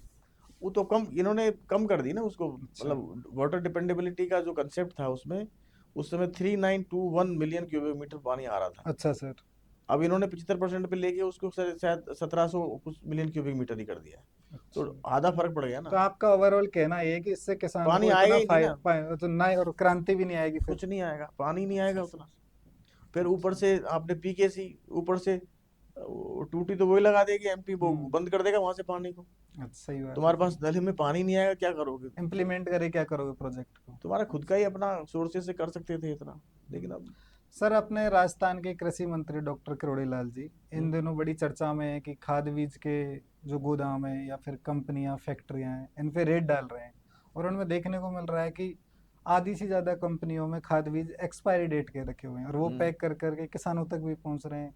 तो ओवरऑल लॉस तो सर किसान का ही होता है ना। हम्म। इसको कैसे देखते हो सर आप कि किसान के नहीं नहीं, साथ ये एक कैसा एक्चुअली अत्याचार है? किसानों के साथ ये धोखाधड़ी नहीं करनी चाहिए। अन्नदाता हम्म, बेचारा अपना, अन्नदाता एक ऐसा आदमी होता है किसान जो हम्म। मिलावट नहीं कर सकता। वो अपनी जो उपज पैदा करता है हाँ सर। उसमें बीज डालेगा, डालने के बाद जब तक वो उग के उसके पास जब तक नहीं आएगी उसमें कहीं वो मिलावट नहीं कर कोई सकता। मिलावट नहीं, कर ही नहीं सकता कर वो, ही नहीं सकता। संभव ही नहीं है, संभव ही नहीं। और उसकी फितरत भी नहीं है। फितरत में भले ही उसके भगवान बड़े पाड़ दे कुछ भी खेती करे में। वो मिलावट हाँ, कर ही नहीं कर ही नहीं सकता। सकता। एक ही खेती किसानी एक ऐसी चीज है जिसमें आप मिलावट नहीं एक कर ही सकते। व्यवसाय ऐसा है किसानी का जिसमें कोई मिलावट मिलावट, नहीं, हाँ सर सही मिलावट बात। कहाँ से शुरू होगी, जब वो मार्केट में उसको भेज देगा, हम्म। उसके बाद मिलावट शुरू होती है। वो नहीं कर सकता। हाँ, वो जो बिजनेसमैन है ये करते हैं सर। अब वो मैं किसी के लिए नहीं हम्म, बोलूंगा, लेकिन किसान नहीं करता है। हाँ, तो ये जो डॉक्टर साहब कर रहे हैं, हम्म, इस तरह के लोगों को एक्सपोज कर रहे हैं, अच्छा कर रहे हैं। मैं समझता हूँ कि लोगों में भय भी होना चाहिए कि भाई तुम पहली किसान। बार ऐसा हो रहा है सर राजस्थान हाँ, में। किसानों को इस तरह हम्म, से आप मतलब गलत तरीके का खाद देके जो उनकी जमीन खराब कर रहे हो यार। सर। मतलब शर्म की बात नहीं है। सर, जैसे एक्सपायरी बीज है वो प्रोडक्टिविटी चलो होगी नहीं ना बीज उसकी बीज इतनी। एक्सपायर है तो उसमें तो कुछ नहीं होगा, खाद हाँ, खाद भी नकली दे रहे एक्सपायर हो है। और वो उसको जमीन में डाल रहा है। आप तो उसकी जमीन को का नाश कर रहे हो आप तो। जमीन की उर्वरकता भी खत्म हो रही है हाँ, सर तो ओवरऑल। मतलब किसान की 7 पीढ़ी के साथ में धोखाधड़ी है ये तो। धोखाधड़ी, हाँ, आने वाली समय में हाँ, भी उससे प्रोडक्टिविटी खत्म है नहीं सर। पूरा पूरे पूरे देश के लिए मतलब ये अच्छी बात नहीं। अच्छी बात है ये कि ये कर रहे कि हैं, जो पहली बार करें राजस्थान में ऐसा हो रहा इसमें है, कोई बात नहीं। देश में देखा जाए तो पहली बार ऐसा हो रहा है कि कोई मंत्री खुद जाके रेट डाल रहा है सर। हाँ, नहीं अच्छा है तो इसमें सर, तो। आपकी तरफ से आप किसानों को कोई एक खास सुझाव दो जो देना चाहो आप।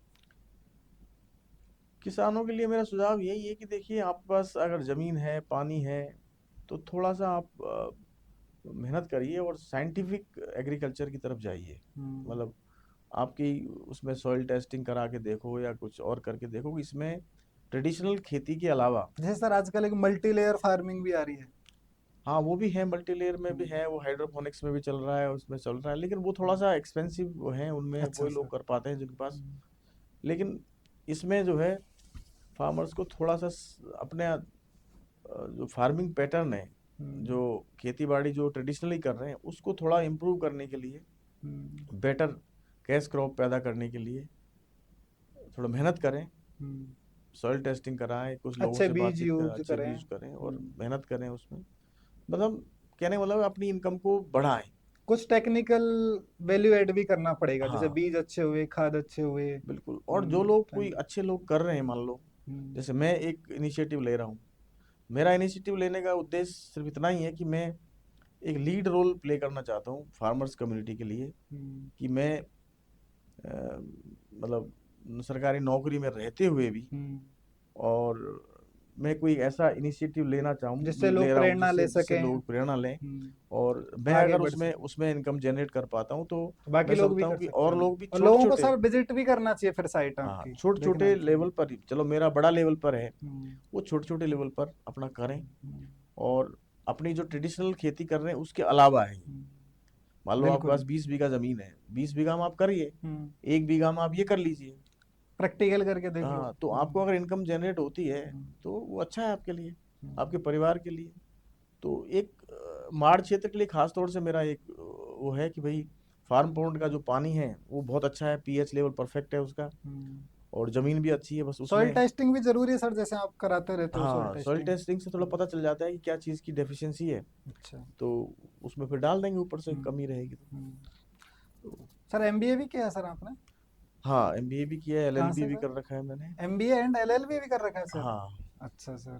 एमबीए कहाँ से किया सर? एमबीए मैंने यहाँ से पोदार से किया था। अच्छा सर, तो आईआईटी से आप ग्रेजुएट रहे सर, तो हम्म। आईआईटी और एमबीए मिला के सर, ये खेती किसानी में क्या यूज आ रही है आज की डेट में सर? ये चीजें जैसे एमबीए नहीं तो होता एज है सच, बिजनेस के लिए एज सर। सच जो है हम्म। नहीं क्या सबका एमबीए कॉम, की पढ़ाई मैनेजमेंट को करने में काम आ रही है सर आज की डेट में, ये इम्प्लीमेंट करते हुए उसका यूज करके? नहीं ऑब्वियसली उसका कुछ तो फायदा मिलता ही है, दिमाग में कहीं ना कहीं तो चीज़ रहती है ना, तो हम्म, उसका आप उसको कहीं ना कहीं रिलेट करते हो उसमें, हम्म, कि भाई खेती बाड़ी को आप सिर्फ आजीविका के लिए वैसे ही करने की बजाय थोड़ा सा इसको कॉमर्शियल टर्म्स पे व्यापार के रूप में करने की कोशिश करें, हम्म, व्यापार समझें इसको, जैसे हम्म, दुकान खोलते हैं कोई आदमी रात तक करते हैं या कोई भी व्यापार है, हम्म। उस हिसाब से इसको करें तो आपका ओरिएंटेशन बदलेगा और आप मैक्सिमम प्रॉफिटेबिलिटी लेने की कोशिश करोगे ये उसमें। भी चीज एक देखी गई है सर, जैसे किसान इतना 250-300 बीघे का मालिक होता है सर, हम्म। उसके बावजूद भी सर अपने आप को व्यवसाय ही नहीं समझता है, वो ऐसा कहता है कि मैं तो किसान हूँ। जबकि एक बिजनेसमैन जो होते हैं सर, एक दुकान भी डाल लेते हैं तो ऐसे कहते हैं बिजनेस है मेरा, अच्छा भले ही वो झाड़ू बनाने का ही बिजनेस है। हाँ तो ये थिंकिंग का ये कैसे सर, ये इम्प्रूव ये होना चाहिए। एक्चुअली क्या है, हम्म, पूरा देश ही पहले किसान प्रधान देश रहा है ना, तो हम्म, सबकी मेंटलिटी ऐसी है, हम्म, और वो यही था कि भाई अपना जो चीज़ पेट भरने के लिए चाहिए, गेहूँ दाल वाल ये सब चीज़ मिल इनको जाती इतना है। इम्पोर्टेंस है। हाँ क्योंकि वो चीज़ चाहिए हाँ, इम्पोर्टेंट, पहले तो पेट भरे ना, बिल्कुल। उसके बाद की रिक्वायरमेंट तो बात की, और इससे काम चल रहा था लोगों का। लेकिन परसेप्शन तो गलत बना हुआ है ना सर, हाँ गलत इनको भी बना हुआ ऐसे सोचना चाहिए कि हम भी व्यवसायी हैं, और अच्छे हाँ लेवल के बिल्कुल, व्यवसायी हैं सर ऐसे। बिल्कुल बिल्कुल नहीं करने वाले कर रहे हैं, आजकल लोग बहुत सारे हैं जो जो बहुत ज़्यादा, मतलब जिनको जानकारी ले रहे हैं वो इसको प्रोफेशनल तरीके से भी खेती बाड़ी को कर रहे हैं बहुत जगह। जयपुर के आसपास मैंने देखा, यहाँ पर काफ़ी सारे हजारों पॉली हाउस लगा रखे हैं लोगों ने, अच्छा किसान। सर, स्टेट के बाहर भी आप ऐसे किसी किसान के वहाँ पे विजिट करने गए हो, स्टेट में या अदर कंट्रीज में भी कभी निरीक्षण स्टेट करने के के लिए, बाहर तो जहाँ मैं, से कुछ सीख के आए हो सर हाँ फार्मिंग मैं का? काफ़ी जगह और जगह भी गया हूँ, मैं इधर जैसे कि सर हरियाणा, कुछ। हरियाणा साइड में भी गया हूँ, मैं वहाँ पर देख के आया था मैं, हम्म, उनका जो मक्का वगैरह का जो करते हैं, मक्का एक्सपोर्ट करते हैं वो लोग, हम्म, पूरा पैकिंग करके और एक्सपोर्ट हो रही है। हम्म, और स्टेट में तो खैर काफ़ी जगह गया हूँ, बहुत जगह पॉली हाउस देखे हैं मैंने। हम्म। और अभी कल मेरी एक जॉबनियर में एक ट्रेनिंग है उस खाद के लिए, अच्छा सर। कंपोस्ट खाद हाँ, जो है ना, कंपोस्ट खाद हाँ होता है। गोबर से कैसे बनाते हैं, तो उसको मैं कल अटेंड करूँगा। हम्म, तो मैं, मेरे यहाँ चूँकि पॉली हाउस लगा रहा हूँ तो वहाँ पर गोबर का खाद, उसमें मैं खुद ही कोशिश करूँगा मेरा खुद ही बनवाऊँ, हम्म। तो मैं सीख आता हूँ पहले एक बार, और खुद ही करेंगे फिर उसको। सर मैं अभी कुछ साल पहले यूपी गया था सर, हम्म। कन्नौज साइड, और कन्नौज से मैं बस बाई बस कानपुर तक गया था। तो वहाँ पे मैंने ऐसा ट्रेंड देखा सर, ये बात तो अलग है कि यूपी में पानी की मात्रा ज़्यादा है, हम्म। लेकिन सर हर 1 किलोमीटर पे, हर 100 मीटर पे, 500 मीटर पे सर आलू के सर कोल्ड स्टोरेज बने हुए हैं। मतलब उन्होंने ऐसी टेक्नोलॉजी, लेकिन अपने पूरे राजस्थान में मुझे नहीं लगता कोई एक भी कोल्ड स्टोरेज हो सर। इसको कैसे देखते हो सर आप? नहीं, उनके यहाँ जो प्रोडक्शन है वो इस तरह का चीज़ आलू वगैरह का है तो उनको कोल्ड स्टोरेज में डालना ही पड़ता है। अपने यहाँ तो ज़्यादातर गेहूँ चने सरसों हम्म। करते, कोल्ड स्टोरेज की जरूरत ही नहीं है। अगर कुछ, फिर भी इस तरह की फार्मिंग होती नहीं है अपने ऐसे। हाँ, नहीं हाँ। करना चाहे, मान लो कोई प्रयास करे जब, है ना आप, अच्छा। प्रयास ही। क्या अगर कोई चाहे तो ऐसा हो हाँ हाँ, हो पॉसिबल है सकता अपने? है। क्यों, अब जैसे मैं ये मान लो, ये मैं एक पॉली हाउस का मैं कर रहा हूँ, मान लो अच्छा ये सर। मैं सफल होता हूँ इसमें। हाँ, अभी तक कोई नहीं था, आप पहली बार ट्राई कर रहे हो? हाँ, अब इसमें हाँ। मैं कॉम्बिनेशन बना रहा हूँ कि भाई हम्म। ब्लैक कॉटन सॉइल प्लस उसमें दूसरी मिट्टी मिला के, क्या पता प्रोडक्शन एकदम उन ट्रेडिशनल जो जो जो पॉली हाउसेज जो चल रहे हैं उनसे अच्छा प्रोडक्शन दे दे। बिल्कुल सर। तो उसके बाद में एक रेवोल्यूशन आ सकता है। हम्म। तो फिर कोल्ड स्टोरेज ही बन जाएंगे। बिल्कुल जब सर। माल ज्यादा होगा हम्म। तो रख सकते हो ना। बिल्कुल। तो ये सब चीजें ऐसे बहुत इनिशिएटिव लेना अच्छी चाहिए। पहल है सर हाँ। आपकी, ये समाज के लिए हम्म, लोगों को जाके देखना चाहिए, विजिट भी करना चाहिए, जिससे हाँ, आप प्रेरणा ले सके। तो ये इस सर तरह आप का। जैसे कि आपने बताया आपकी जर्नी, आप आईआईटी दिल्ली से ग्रेजुएट रहे हो, अभी एमएमटीसी के जनरल मैनेजर हो सर। उसके बावजूद भी आपका समाज से बहुत बड़ा कनेक्शन रखते हो सर आप। हम्म। आप सोशल मीडिया पे भी समाज को लेके तमाम तरह की अच्छी बातें करते हो सर। ये संकल्प का, लेकिन होता तो ये है ना सर, असल में देखा जाए तो ज़्यादातर आईआईटीएन को तो अपने गांव से इतना लोग कनेक्शन नहीं रख पाते। हम्म। चाहे जो भी रीज़न हो कि कोई पीएसयू में चले जाते हैं, कोई मल्टीनेशनल में चले जाते हैं। तो इसके ये संकल्प कहाँ से आई, इसकी ऐसी संकल्प सिद्धि कहाँ से प्राप्त की सर, कि आज भी आप समाज के लिए इतना कर रहे हो सर? देखिए, ऐसा है, मैं जिस परिवार में पैदा हुआ हूँ, मेरे पिताजी चूंकि पटेल रहे हैं तो समाज से हम्म। जुड़े ही हुए थे वो। हम्म।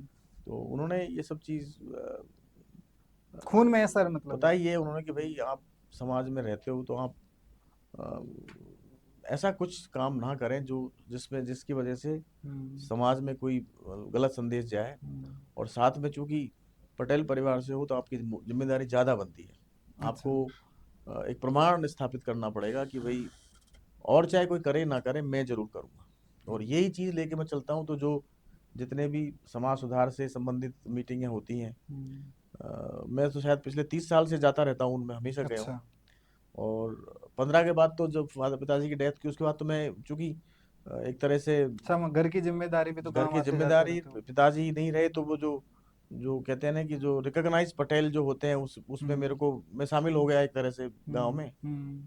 तो मेरी जिम्मेदारी ज्यादा आप बनती है कि, पटेल का बेटा, फिर पगड़ी हाँ आपके बंदी, हाँ जैसे बंध भी रही है सर आपके, हाँ आपकी अलग ही पहचान है ये। हाँ, तो हाँ। उसके बाद मेरी ये जिम्मेदारी ज्यादा बनती है कि मैं समाज से संबंधित कोई भी नियम बनते हैं सुधार से, मैं हम्म। सबसे पहले मेरे घर में लागू करूँ। अच्छा। और मैं 2015 से लेके आज 10 साल होगी, हम्म। मैं हर नियम को फॉलो करता हूँ। सर जैसे कहते हुए कि हर चीज की शुरुआत अपने घर से ही करनी चाहिए, तो हम्म। मतलब आप हर चीज की शुरुआत अपने ही घर से मेरे करते हो, मेरे से कोई भी घर से ही समाज करता हूँ, सुधार की मेरे चीज? मेरे घर से ही करता हूँ। अच्छा और मैं सर। ओपनली बोल के आता हूँ इस चीज़ को कि हम्म। और कोई करे ना करे, मैं हम्म। किसी को दबाव नहीं दे सकता। भाई, हम हम्म। कोई लॉ एनफोर्समेंट एजेंसी तो है नहीं, बिल्कुल सर। कोई नहीं करे तो नहीं करे। हम्म। बट मैं जिम्मेदारी मेरे घर की लेता हूँ, वो मैं कर रहा हूँ। और ये मैं मेरी संतुष्टि है इस बात की हम्म। कि जब मैं मेरे घर से समाज की मीटिंग में, जब जाजम में जब बात होती है, हम्म। तो मैं उसका सम्मान रखता हूँ कि भाई वहाँ पर जो डिसाइड किया मैं उसको मेरे घर में कर रहा हूँ, इम्प्लीमेंट कर रहे हो इम्प्लीमेंट पहले, कर रहा हूँ, उसको करके दिखा क्रियान्वित रहे हो समाज दिखा रहा को, हूँ। तभी तो अब बाहर बोल पाओगे हाँ, आप। अगर कोई नहीं कर रहा तो वो हो सकता है वो समाज से बड़ा समझता हो अपने आप को, या जो भी है, मैं उसका अपना उसके बारे में मैं कुछ नहीं हाँ, कह सकता। उनका अलग व्यू अपना। हाँ, अब कुछ लोग कहते हैं कि यार आप तो पटेल हो, ये लोग ऐसे ऐसे ये पालना नहीं कर रहे। भाई, नहीं कर रहे तो नहीं कर रहे। हम्म। गवर्नमेंट के कानून, इतने सारे कानून है, उसके बाद भी लोग बदमाशी करते हैं। हम्म। भ्रष्टाचार निरोधक कानून होने के बाद भी लोग करप्शन करते हैं, बिल्कुल करते हैं, कर रहे, खुलेआम कर रहे हैं मुलायम सर। कर रहे हैं। तो ये तो तो अब बिना कानून का ये वो तो है, बिना समाज का, डंडे का राज है, हाँ, देखा समाज जाए। का जो है डर होना चाहिए, डर समाज है। की वो होनी चाहिए। जो सर पहले दिखता था सर कि हाँ पटेल कोई बात कह दे तो पूरे गांव में मानते थे सर उसको, हाँ, लेकिन आज की डेट में घर में ही नहीं मानते। तो इसलिए वो खुद को सोचना है, पटेल क्या करेंगे उसमें। हम सही है तो सर, लठ तो चला नहीं सकते कहीं कुछ जाके। नहीं कर सकते अपने। मैं तो ये मानता हूँ कि अपने घर से आप शुरुआत कर लो, अपने घर में आप सुधार कर लो। तो हो सकता है आपको देख के 4 घर हाँ, और सुधार करें, आप कोई उनको ना देख के करे कोई तो ना चार करे, करे। अब मैं तो कर रहा हूँ भाई। और सही मैं है तो सर। जब तक करूंगा जब तक मेरा बस चलेगा। चल हम्म। रहा है मेरा बस तो मैंने पता। सर अभी पिछले कुछ समय, पिछले समय को अपन देखें तो समाज में कई ऐसी घटनाएं घटित हुई हैं जिनको घटित नहीं होना चाहिए था, और उसके बावजूद एक समाज में, मीणा समाज में हम्म। खासकर ये ट्रेंड चला है, महापंचायत हुई है, समाज सुधार की तमाम बातें हुई हैं, आप हम्म। भी उनमें कितने मीटिंगों में गए हो, और मैं क्या 11 इससे समाज में 11 कुछ इम्पैक्ट पड़ा है, कुछ नहीं, बदलाव आया है? बिल्कुल फर्क पड़ा है। देखिए हम्म। उसमें अभी मैं ज्यादा रहता हूँ, हम्म। बहुत सारी जगह फिजूल खर्ची का जो बहुत हम्म। सारा होता था फालतू का, हम्म। उसमें काफी हद तक बदलाव आया है। मतलब एक लोग शुरुआत हुई है, और अच्छी शुरुआत हुई है, शुरुआत हुई लोग है। समझ रहे हैं इस चीज को। हम्म। लोगों को समझ में आ रहा है। अब कुछ लोग ऐसे हैं जो जिद्दी प्रवृत्ति के हैं, जिनको कोई मतलब नहीं है, वो अननेसरली। नहीं सर, अपवाद का होना भी जरूरी है ना। नहीं, लेकिन हम्म। ऐसे मामलों में बात नहीं होने नहीं चाहिए, होने क्योंकि वो चाहिए सर। नेगेटिविटी फैलाते हैं फिर वो। हम्म। तो ऐसा नहीं है, लेकिन बहुत सुधार अच्छाई हो। जब ज्यादा बढ़ जाएगी तो इनका कोई मूल्य नहीं रह जाएगा ना हाँ, सर, नहीं, वो आ नेगेटिविटी जाएंगे, का। वो एक्चुअली मुख्य धारा से बहके हुए हैं, समझ बहके लीजिए। हुए लोग हाँ, हैं। तो वो भी आ जाएंगे। काफी हद तक सुनना नहीं चाहते वो, काफी कि हद सुन तक नहीं रहे वो। हाँ, काफी हद तक सुधार हम्म। हुआ है, हम्म। और अच्छी बात है ये। और इसमें जो है, जो अल्टीमेट गोल जो था सुधारों का, ये था कि भाई गरीब आदमी को बिना काम का फालतू की फिजूल खर्ची में नहीं फंसाया जैसे जाए। कि सर क्या क्या फिजूल खर्ची थे, और अभी क्या क्या उन पे लगाम लगा दी गई है, जैसे कौन क्या कौन सी था चीज? कि अब जैसे पहले ये टीके वेके भी जाते थे, उनमें खर्चा होता था फालतू में लेकिन सर कोई। टीके में तो ऐसा भी तो देखा गया है ना, कि जैसे लड़के वाले तो बड़े प्रसन्न है, क्योंकि अब जैसे टीका जाता था सर, तो लड़की वाले की तरफ से कई मेहमान जाते थे, करीब 100, 150, 200 भी पहुंच तो जाते क्या थे जरूरत सर। पड़ रही थी उनकी? नहीं सर देखो, तो उसमें लड़के वाले का खर्चा होता था सर। हाँ, तो क्यों करते थे वो लेकिन फिजूल खर्ची? दहेज तो सर अभी भी उतना ही आ रहा है ना, तो लड़के वाले देखिए, के तो फायदा हो गया। दहेज का एक ऐसा है, देखो हाँ दहेज सर। का वो आप किस तरह से लेते हो। मैं समझता हूँ कि मैं जैसे मैं मेरी बेटी भाई है। अब तो जो दहेज दे रहे हैं वो सेफ बच रही है लड़के वाले के, इसको आप कैसे देखते हो? नहीं, देखिए, दहेज को आप किस तरह से लेते हो, ये उस पर डिपेंड करता है। आप मैं मेरे वो घर में पर्सनल मैटर है सर ये। मैं आप नहीं, नहीं, पर्सनल नहीं हम्म। है। मैं जैसे मैं है मैं मेरा एक बेटा है, दो बेटी है। जी सर। तो मेरी बेटियों का मेरी प्रॉपर्टी पर संवैधानिक अधिकार है। हम्म। ठीक है। अगर मैं स्वैच्छिक रूप से मेरी बेटियों की शादी में मैं स्वैच्छिक रूप से दें। कुछ भी देता हूँ उनको बिल्कुल। किसी रूप में, जो पुराने समय से चलता आ रहा है हाँ, सर ये तो वे उसको आप किस रूप, आप दहेज मानते हो, क्या करते हो, मुझे नहीं पता। तो। बिल्कुल बट हर सर। बाप चाहता है कि भाई बेटी अपनी बेटी को कुछ दे, खुश, कन्यादान मान लो और उसको, कुछ भी मान लो। खुश रहे, मेरी बेटी को कोई दिक्कत ना हो, क्योंकि हम्म। मैंने जो कमाया मेरी बेटी का भी बराबर का जी अधिकार सर। है उस पर। तो उसको उस सेंस में, लेकिन कोई जबरदस्ती किसी से करता है, हम्म। उसको मैं गलत मानता हूँ। हम्म। और ये लगन टीका जो है, मैं समझता हूँ ये दहेज का अग्रिम भुगतान होने लगा था, हम्म। कि पहले दे जाओ। अच्छा। अरे यार, तुम रिश्तेदारी, तुम्हें विश्वास ही नहीं एक दूसरे पर, हम्म। तुम टीका करने से भी क्या हो जाएगा, तुम्हारे सही है। संबंध तो फिर भी वो 10 दिन टूटेंगे। बाद भी टूट रहा है, जो आजकल ट्रेंड तो में भी है सर, उसकी 10 दिन में जरूरत नहीं है। शादियां तुम टूट यार, रही हैं। तुमको जो भी बाप किसी बेटी को कुछ अगर अपनी स्वेच्छा से कुछ करता है, तो अंडरस्टैंडिंग होनी, तुम रिश्तेदारी ऐसी से करो ना। जी ऐसे सर। लोगों से क्यों करते हो तुम? हम्म। तो वो था, वो अननेसरली खर्चा होता था। हम्म। दूसरा जो है, ये कपड़े वपड़े बहुत ज्यादा मंगाने लग गए थे लोग, पचास पेट पचास साठ पैरावनी हजार वगैरह जिसको बोलते पेट हैं। परावनी तो बहुत कम होती है, पेट अच्छा। परावनी में तो मतलब कम होता है। अच्छा। बहुत लोगों को मंगाने लगे, वो कोई पहनता भी नहीं था कपड़े लत्तों हाँ, वो को। काम में भी नहीं आते। तो वो अननेसरली क्यों, उस पैसे को कैश दे दो ना भाई, किसी को, बहन को अगर हाथ में दे दो। कपड़े क्यों मंगवाते हो इतने सारे? सही है सर। तो वो ये सब चीज़ों को देख के ये किया गया था समाज सुधार। सर जैसे कि आपने बताया आपके पिताजी के गुजरने के बाद पगड़ियाँ आपकी बंध गई, तो हम्म, आप एक तरह से मीणा समाज के, और मैं दूसरे शब्दों में कहूँ कि बड़दाला गांव के आप ऑथेंटिक पटेल बन चुके हो सर। हम्म। तो पटेल होने के नाते आप अपनी जिम्मेदारियां कैसे देखते हो सर?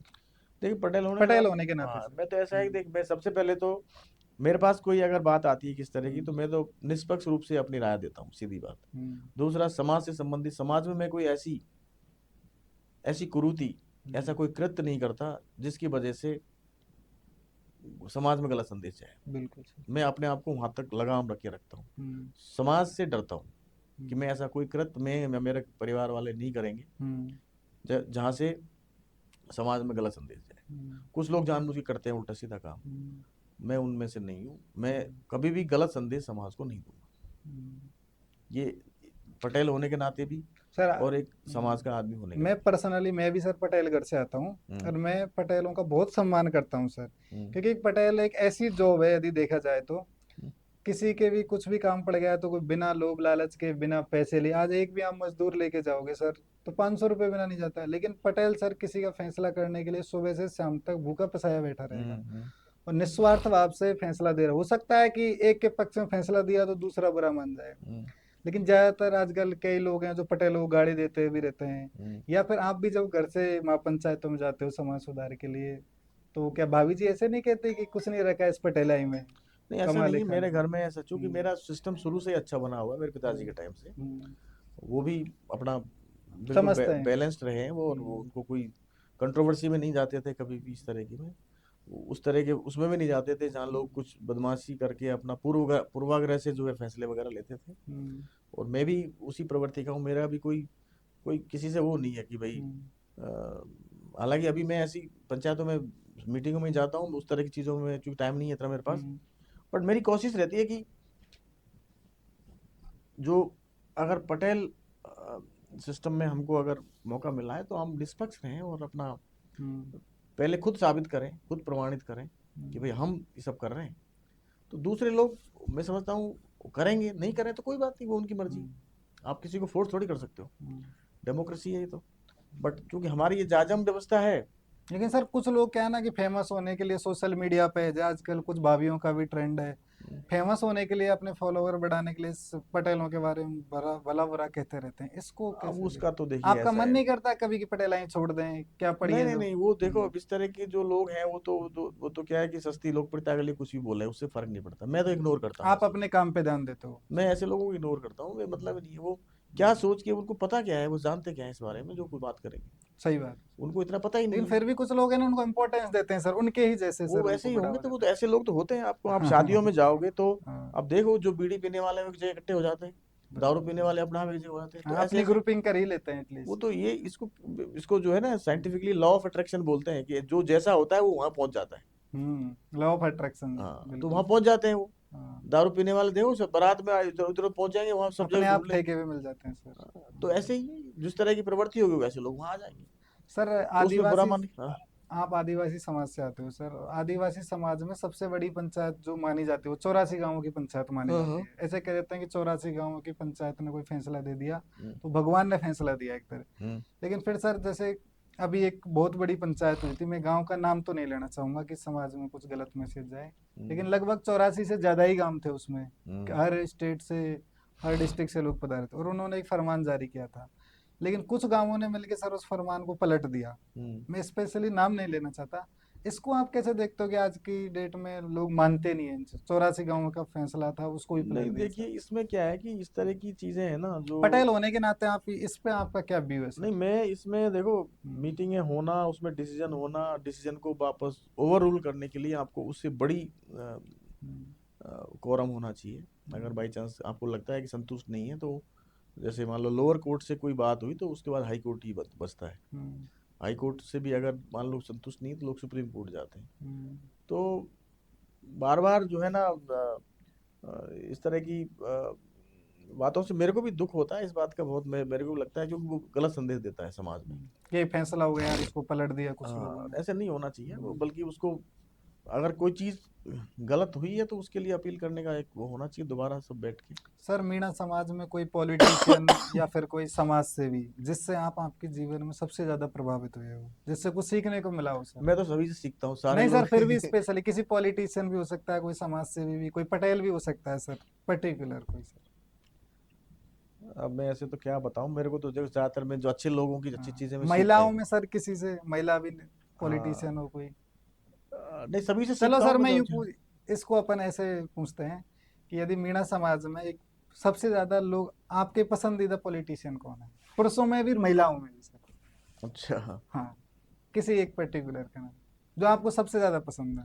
नहीं सभी पसंद है, सब किसी का क्या कौन सा फील्ड अच्छा है, किसी का क्या फील्ड अच्छा है, नहीं किसी का सर, क्या। इसको थोड़ा स्पेसिफिकली देखो, मैं ये नहीं कह सकता कि कोई आदमी ये आइडल है, ऐसा तो हम्म, कोई होगा भी नहीं किसी के लिए। हम्म, बट हर आदमी में अपना अपना एक वो होता है। हम्म, सब इसीलिए तो पॉलिटिशियन है वो, क्योंकि हम्म, लोगों ने उनको चुना है। हम्म, तो हमने ही तो चुना है। बिल्कुल सर। तो किसी न किसी में कुछ कुछ खासियत तो है ही है। हम्म। अब वो एक पर्टिकुलर आदमी का नाम लेना थोड़ा डिफिकल्ट होता है कि भाई इसमें लेकिन क्योंकि, फिर भी सर देखो, मीणा समाज में देखा जाए तो मेरे ख्याल से अभी एक 52 विधायक इंदिरा मीणा जी, मतलब महिलाओं का रोल कम है हम्म, पॉलिटिक्स में, तो हम्म। क्या आगे आना चाहिए महिलाओं को, आगे समाज नहीं को भी बिल्कुल आगे आना चाहिए, बढ़ाना चाहिए महिलाओं सर? को आना चाहिए, बल्कि हम्म, ऐसी महिलाओं को आना चाहिए जो समझती हैं और जो हम्म, लीड कर सकती हैं महिलाओं से हम्म, संबंधित मुद्दों के हम्म, लिए, प्लस ओवरऑल।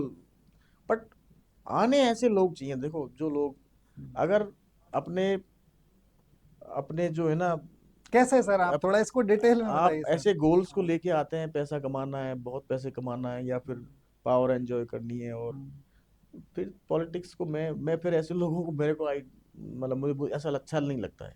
अच्छा। पॉलिटिक्स मतलब पॉलिटिक्स क्या क्वालिटी होनी चाहिए आपके पॉलिटिक्स में अकॉर्डिंग सर, बेसिकली जैसे क्या है कि एजुकेशन है। पॉलिटिक्स पॉलिटिक्स जो है, आपके नहीं, हिसाब से क्या क्या क्वालिटी होनी चाहिए आपके नेता में सर? पॉलिटिक्स का मतलब है कि आप पॉलिटिक्स में जब आते हो हम्म, तो आप ये समझ सोच के आते हो कि मैं अब जिस फील्ड को रिप्रेजेंट करूंगा, जिस जगह को रिप्रेजेंट करूंगा, मुझे उस एरिया का ओवरऑल डेवलपमेंट कैसे करवाना है, सर्वांगीण क्या विकास। मैं उसके लायक हूँ, हम्म, क्या मैं वो लेकिन कर सर सकता। सामने वाला तो मानेगा ना कि मैं तो नहीं, लायक हूँ। मानने से कुछ नहीं होता, अंतरात्मा ओवरऑल बोलती। जिताती तो जनता है सर, फैसला तो जनता नहीं करती नहीं, है। वो समझ गया, क्या मैं उस लायक हूँ, क्या मैं इस उद्देश्य से आया हूँ कि मेरे को सिर्फ रिप्रेजेंटेटिव बन के हम्म, सिर्फ पैसे कमाने हैं या जेब भरनी है या सात पीढ़ी का वो करना है। हम्म, अगर ऐसे लोग अगर पॉलिटिक्स में आते हैं, उसको लोग सब वो देते हैं, तो सपोर्ट भी करते हैं। अल्टीमेटली फिर डेवलपमेंट का जो है ना कोई महत्व नहीं बचता है। तो इसीलिए मैं समझता हूँ कि ऐसे लोगों को भी आगे आना चाहिए। क्या सर विक्रम बरदाला जी भविष्य में पॉलिटिक्स अरे में आना चाहेंगे? विक्रम बरदाला हाँ, एक्टिव पॉलिटिक्स के लिए बना ही नहीं है, क्योंकि हाँ, ये सब मेरे बस की बात नहीं है। कारण ये है कि नहीं सर, जैसे आप अच्छे पढ़े लिखे भी हो सर, अ, आपने कहा कि ऐसा कोई पॉलिटिशियन आया भी नहीं आपके क्षेत्र में, तो सर आने की सोचा तो होगा ना सर? नहीं नहीं, कभी मैंने अभी तक इस भविष्य तरह। में सर फिर भी जैसे जनता सपोर्ट करे तो क्या आना चाहोगे? पर आना चाहोगे तो किस पार्टी से आना चाहोगे सर, अरे नहीं, बीजेपी या ऐसा कांग्रेस ऐसा से? ऐसा बिल्कुल भी अभी एक कुछ भी नहीं है। हाइपोथेटिकल क्वेश्चन है सर, पर फिर भी अब जब। ये तो समय का गर्त में छुपा है कि अच्छा, अगर विक्रम बरदाला जी ये कह रहे हैं कि समय यदि चाहेगा तो बिल्कुल आऊंगा। देखेंगे, कभी कोई ऐसी बात नहीं है, लेकिन अच्छा, मेरा मैं तो क्यों ऐसे कुछ माहौल बनेगा लोग। मैं डरता हूँ इस बात जी से सर। कि हम्म, एक्टिव पॉलिटिक्स में आजकल वो लोग ज्यादा हम्म, आ पाते हैं जिनके पास हम्म, पीछे से बैकअप होता है, धन होता है, पैसे हम्म, होते हैं, ठीक है ना, और उन्हीं में से जीतता है कोई न कोई सा। हम्म, हमारे पास वो सब चीज़ तो है नहीं इतनी कि भाई हम्म। फालतू का खर्चा करने के लिए, और ये सब बैकअप है क्या नहीं सर इतने। बिना पैसे के चुनाव नहीं लड़ा जा सकता है क्या? क्या लगता है, मुझे नहीं लगता कि कुछ ऐसा देख, बताओ आप। फिर भी जैसे आपने किसानी के अंदर जैसे पॉली हाउस खोला, एक नया इनिशिएटिव शुरू किया है, लेकिन फिर भी इस तरह की पॉलिटिक्स आप शुरू करो तो क्या पता हो जाए सक्सेस सर, बिना अब ये पैसे तो के भी देखो, चुनाव लड़े ये जा तो सकते हैं। इंडिविजुअल अभी मैटर तक हुआ। हुआ नहीं तो ऐसा लगता है ना सर पॉसिबल नहीं है। जब तक आपने सर पॉली हाउस नहीं खोला था तब तक लोगों को भी ऐसा नहीं लगता था कि पूर्वी राजस्थान में ऐसे भी इनिशिएटिव हो सकते हैं, लेकिन हम्म। आज लग रहा है ना आप करके दिखा रहे हो। तो सर कल के दिन जैसे आप ये चीज इम्प्लीमेंट करो बिना पैसे के चुनाव, तो हो सकता है शुरुआत ही आपसे हो। अब ये तो अलग, ऐसा तो हो उसका सकता है उसके ना बारे सर? में क्या बोल सकते हैं, कुछ कह नहीं हम्म, सकते, चूंकि लेकिन समय काल मेरा परिस्थिति एक मानना बताएगी है सर। कि हम्म, आपका पॉलिटिक्स में जो है ना, आपके क्षेत्र में कोई भी, जिसको हम्म, भी आप नेता बनाते हो, उस उसमें आपको उसका स्टेचर ऐसा दिखना चाहिए, आपके मन में रिस्पेक्ट आनी चाहिए उसके लिए, यार यस, ये हमारा रिप्रेजेंटेटिव अच्छा हो रिप्रेजेंटेटिव सकता है। रिप्रेजेंटेटिव है लेकिन हमारा। सर लोग तो यही सोच के वोट देते हैं ना, वो हो नहीं पाते वो अलग बात है ना। लेकिन और नहीं, ऐसा दूसरी नहीं है, बात ये भी तो है ना सर। लोग सब समझते हैं, लोगों को सब हाँ, पता है, हाँ, सबके बारे में पता है। आज की लेकिन जमाने सर में जनता की भी मजबूरी है ना, जो पार्टियां हैं वो टिकट ही ऐसे लोग को देती है वो अब उनके वो अकॉर्डिंग। एक अलग चीज है, टिकट देखो। भी तो सर कोई चीज जनता जो है टिकट पे मोहर लगाती है ना सर। वो एक अलग चीज है कि वो पार्टियां पार्टी किसको डिसाइड टिकट करती है, देती है, जनता तो वोट करती है सर आजकल बस। वो एक अलग इशू है, उसके बारे हम्म। में तो, अब पार्टियों के बारे में तो क्या बोल सकता हूँ मैं। सर आज का जैसे सर आप लाखों युवाओं की धड़कन हो सर, आप फेसबुक पे भी टीएमएल चलाते हो सर, हम्म। टीएमएल के आप संस्थापक रहे हो सर। पहला क्वेश्चन तो मेरा ये है कि सर टीएमएल की स्थापना आपने क्या सोच के की थी सर, ये बताओ सर। दूसरी बात ये, दूसरा क्वेश्चन मेरा ये है कि आज की डेट में मीणा समाज का युवा किन फील्डों में पिछड़ रहा है, और उनसे बचने के लिए क्या आप उनको सजेशन देना चाहो, क्या संदेश देना चाहो कि आप ऐसा ना करें? पहले आप ये बताइए कि टीएमएल की स्थापना के पीछे क्या उद्देश्य था सर? देखिए, टीएमएल बेसिकली, टीएमएल मतलब ट्राइबल मीना लीडरशिप, एक सोशल क्लोज ग्रुप है हम्म, ये ट्राइबल्स का है बेसिकली। अच्छा मीना सर। है इसमें, और बाकी जो को राजस्थान के आते हैं। ट्राइबल्स हैं वो अच्छा। सारे हैं इसमें। तो मेरा उद्देश्य 2013 की बात है, 13 में मैंने इसको बनाया था, तो ये हम्म, सोच के बनाया था कि क्यों ना सारे ट्राइबल्स को, पढ़े लिखे जो मतलब मोबाइल वगैरह यूज करते हैं और जो थोड़े सोशल मीडिया पे एक्टिव भी हैं। एक्टिव हैं, तो उनको एक नेटवर्क जो किया जाए। समाज के बारे में सोचते हैं हाँ, थोड़ा। नेटवर्क किया जाए, सबको नेटवर्क करने से क्या है कि हम समाज से जुड़ी हुई कुछ चीज़ें अगर पास ऑन करनी है उनके जी पास, सर। तो उसका एक एडवांटेज ये मिलेगा कि हम तुरंत समाज से जुड़ी हुई कोई अच्छी बात है, या कोई हम्म, कोई मदद की ज़रूरत है, या कोई मैसेज देना है, तो वो उनके तक पहुंच जाए। अच्छा। ये सोच के मैंने ये शुरुआत करी थी। आज कितना परिवार हो गया है सर आप आपका? करीब मेरे हिसाब से अब 2 लाख से ऊपर है। 2 लाख से ऊपर, अच्छा हाँ। सर। और दूसरा सर ये कि जो आज की डेट में मीणा समाज के युवा किस चीज में पिछड़े हुए हैं, और आप उन्हें क्या संदेश देना चाहेंगे, किस फील्ड की ओर ज्यादा अग्रसर रहे हैं? इसके बारे में? देखिए समाज के युवाओं में देखो कुछ लोग तो हैं जो मेहनत कर रहे हैं, खूब पढ़ाई भी कर रहे हैं अपना, कुछ लोग प्राइवेट की तरफ भी जाने लगे हैं, लेकिन अब जो लोग सिर्फ सरकारी नौकरियों के पीछे ही घूम रहे हैं ना, उनके लिए सलाह ये है कि वो थोड़ा थोड़ा सा अपने आसपास देखें और दूसरे समाज के बच्चों को भी देखें कि भाई वो जो लोग नौकरी नहीं लग पाए वो क्या करते हैं, अपनी हम्म। स्किल डेवलप करते हैं वो लोग, हम्म। कुछ करें और कुछ चीज़ भी करें। अच्छा, पढ़ाई के साथ साथ कुछ पढ़ाई थोड़ा बहुत पढ़ाई करना चाहिए। कर ली आपने मान लो, और पढ़ाई के बाद हम्म। लग रहा है कि चांसेस कम लग रहे हैं, कम है, तो एज इस भी हो गई है। एज भी हो रही है, तो स्किल डेवलप करें, कुछ काम करें, उसमें कोई शर्म की बात नहीं है। हम्म। बल्कि मैं समझता हूँ कि अगर ढंग से करेंगे तो छोटी मोटी नौकरी मान लो मिल भी है आपको ग्रुप जी डी सर। की, तो उसके बराबर तो आप उससे थोड़ा बहुत कम ज़्यादा तो कमा ही सकते हो हम्म। अपना उससे इसके अलावा और एग्रीकल्चर से रिलेटेड जैसे जुड़े हुए हो तो वहाँ भी आप कुछ चीज़ें कर सकते हैं। हम्म। गवर्नमेंट की स्कीम बहुत सारी आ रही है, खुद का खोल सकते हो, बहुत सारी चीज स्किल डेवलपमेंट की चीज़ें हैं, जो सीखनी चाहिए सीखनी चाहिए। पढ़ाई के साथ हाँ साथ। पढ़ाई के साथ साथ, और अगर पढ़ाई कर ली है तो भी सीखनी चाहिए। एक सर ये भी देखा गया है कि समाज में भाई पढ़ रहे हैं, किसी कारणवश वो नौकरी नहीं लग पाते हैं, उम्र हो जाती है 30-30 साल सर, फिर हम्म। भी पढ़ते रहते हैं। घर वाले भी पहले शादी नहीं करते हैं, फिर शादी होती नहीं है। हम्म। इसको कैसे पटेल होने के नजरिए से कैसे देखते हो सर, क्या कर लेनी चाहिए या नहीं फिर? देखिए, अभी तो हाँ। क्या माइंड सेट ऐसा है समाज का कि हर आदमी चाहता है सरकारी नौकरी, दामाद हो, हम्म। सब नौकरी वाला हो या कमाने हम्म। वाला खाने वाला हो, हम्म। कमाने वाला हो। पर हर आदमी को तो सरकारी अब नौकरी नहीं मिल सरकारी नौकरी सकती ना मिलती नहीं सर। है तो उस चक्कर में वेट करते रहते हैं। हम्म। और ये दोनों ही तरफ से है, ऐसा नहीं है, लड़कियों हम्म। के केस में भी, लड़कियां भी काफी आज की डेट में पढ़ाई करती रहती है नौकरी के लिए, हम्म। उनकी उम्र भी 27 28 30 साल जा रही है। ये हम्म। कोई बड़ी बात नहीं, तो सभी मतलब है। पहले अलग था कि हम, अब हम्म। जैसे हम थे, हमने तो आईआईटी के टाइम में शादी कर ली थी हमने। अच्छा सर, हाँ, मतलब ग्रेजुएशन के टाइम पे ही? मैं लव तो मैरिज अरेंज मैरिज नहीं सर? नहीं, अरेंज मैरिज थी। अरे मैं सर। शायद 90 में गया था, तो मैं तो 92 में शादी हो गई थी मेरी तो अच्छा, दो सेकंड। साल हाँ, ग्रेजुएशन के चल रहे थे मैं ही तब? पढ़ रहा था जब तो मेरी शादी हो गई थी, लेकिन ठीक है मेरा बेटा हाँ। जो है हो गया था उस समय, हम्म। तो आज बराबर ही खड़ा है मेरे किस दो में है साल सर उनकी जॉब, किस में? वो इंडियन इकोनॉमिक सर्विस में, आईईएस है, अच्छा, कहाँ दिल्ली पे में। पोस्टेड है सर? दिल्ली में पोस्टिंग है क्या उसकी। नाम है सर? राहुल। राहुल मीना। हम्म, अच्छा, अच्छी बात है। तो तो ठीक सर है। आजकल तो ये मानते हैं ना लोग कि बच्चे की शादी मत करो, शादी बाद पढ़ेगा ही नहीं। और आप जीती जागती हाँ। उदाहरण हो हमारे सामने कि हम्म। ग्रेजुएशन के टाइम पे ही आपने शादी कर ली, हाँ। बच्चे भी हो गए उस टाइम पे। हाँ, ग्रेजुएशन तक बच्चे हो गए थे सर? नौकरी लगी जब हो गया नौकरी लगे हुए? हम्म। फिर भी मतलब शादी तो सेकंड ईयर में हो गई थी ना सर? हाँ सेकंड। तो ऐसा आप नहीं मानते बिल्कुल कि इस चीज का पढ़ाई पे कुछ फर्क नहीं, पड़ता है? पढ़ाई से कुछ फर्क नहीं पड़ता, पढ़ाई तो करनी है, आपका मानस बना रखा है, अपने मन है आपका, पढ़ाई तो कर ही सकते हो, उसमें कोई अच्छा कोई सर। डिस्ट्रैक्शन नहीं है। हम्म। तो ठीक सर है। आप एक पटेल भी हो सर, हम्म। एक किसान भी हो सर, हम्म। और अभी एक सरकारी ओहदे पे भी हो। इन तीनों में से कौन सी जॉब ज्यादा चैलेंजिंग है सर आपके लिए, एक पटेल की या एक किसानी की या फिर अभी जो जनरल मैनेजर हो? नहीं, सबका अपना कौन सी अपना, जॉब ज्यादा चैलेंजिंग है कंपैरेटिवली सर? नहीं सबका अपना अपना चैलेंज है, ऐसी कोई बात नहीं है। देखिए हम्म। सोशल एस्पेक्ट में देखोगे तो वो एक टाइम कंज्यूमिंग वो है, हम्म। और मैं समझता हूँ कि थिंकलेस भी है वो, कि भाई जरूरी नहीं है आप हर आदमी को सेटिस्फाई कर सको। हम्म। बट चूंकि समाज की जिम्मेदारी भी रहती है, मैं जितने भी बेचारे लोग हैं पटेल, सुबह से शाम तक, मेरा छोटा भाई है वही जाता है, मैं तो खैर वहाँ हम्म। रहता हूँ नहीं हूँ, तो मतलब कोई उसका एवज में कुछ मिलता थोड़ी है। बिल्कुल, एक समाज सेवा एक तरह हाँ, की। जाते हैं आते हैं सबको, लेकिन ठीक है, समाज का सोशल ऑर्डर बना रहता है इससे। हम्म। रही बात नौकरी, नौकरी का अपना एक वो है। हम्म। और खेती बाड़ी देखो वो चैलेंजिंग ज़्यादा है आज की डेट में, क्योंकि हम्म। अभी सब चीज़ों में महंगाई बढ़ गई है, हम्म। और जितनी ज़्यादा महंगाई बढ़ रही है उतनी ही ज़्यादा हम्म। आपकी कृषि के जो उत्पाद, जो आपकी फसल है, उसकी उतनी कीमत नहीं बढ़ रही है। हम्म। तो वो थोड़ा किसानों के लिए ये, मैं समझता हूँ कि अब ज़्यादा और कुछ ज- नया करने की ज़रूरत है। वो ज्यादा चैलेंजिंग है हाँ, सर। वो ज़्यादा चले। मतलब आपका कहना है कि पटेलाई को देखे, किसानी को देखे, और एक सरकारी उद्योग को, तो ज्यादा चैलेंजिंग आपको किसानी दिखती है सर? हाँ, इसलिए अच्छा। किसान को अब है ना थोड़ा सा अपने नए मेथड्स की हम्म। तरफ जाना चाहिए, और सरकार को खासतौर से इसमें इंटरवेंशन करना चाहिए कि भाई कैसे ये बढ़ाएं। बिल्कुल सर। खुद खुद सॉइल टेस्टिंग करके खुद बताएं कि तुम्हारी इसमें ये फसल होनी है। सर आप भी मीणा समाज से आते हो, और हम्म। आज के कृषि मंत्री डॉक्टर करोड़ीलाल मीणा जी भी मीणा समाज से आते हैं। हम्म। यदि एक किसान होने के नाते और एक समाज के पटेल होने के नाते सर, पटेल होने के नाते कम लेकिन किसान होने के नाते ज्यादा, क्योंकि वो भी कृषि मंत्री हैं, आप उनसे क्या एक कोई खास जो समाज के किसानों के लिए मांग करोगे सर, या उनको क्या कोई सजेशन देना चाहोगे, कोई एक सजेशन सर, एक किसान होने के नाते सर?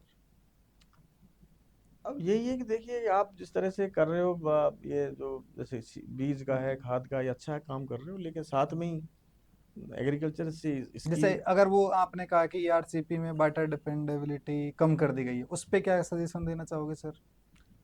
अगर वो चाहें तो कुछ तो नहीं, करवा ही वो सकते हैं ना उनको सर। पता है, सब जानते हैं, वो खुद पता है हाँ, तो उनको। आपकी तरफ से आप उनको एक सजेशन, एक मांग करना चाहो एज ए नहीं, किसान सर। सिंपल सी बात है कि हम्म, वाटर जब तक ज्यादा नहीं होगा, हम्म, अवेलेबिलिटी वाटर की होगी ही नहीं, तो आप हम्म, बांटोगे कैसे उसको? हम्म। आप पचहत्तर पानी परसेंट नहीं होगा तो पचास दोगे कहाँ परसेंट से? 50% इसकी टेक्निकल उसमें जाने की जरूरत नहीं जी है। सर। इंडिया में अगर मान लो 50% वाटर डिपेंडेबिलिटी पे कोई योजना नहीं बनी तो नहीं बनी, तो नहीं बनी। हम्म, राजस्थान की कंडीशन डिफरेंट है, हम्म, मैडम ने बनाई है उस समय। हम्म, तो 50% पे ही उसको इम्प्लीमेंट कराओ। पानी होगा तभी तो दोगे। हम्म, आपकी टंकी छोटी सी है, हम्म, टैंक ही आपका बिल्कुल। छोटा सा है, और आप कहो जी वहां तक पानी पहुंचा दे, कैसे पहुंचाओगे? तो टैंक बड़ा। भजन लाल जी ने वैसे ही भागीरथ होने का वो ले लिया सर।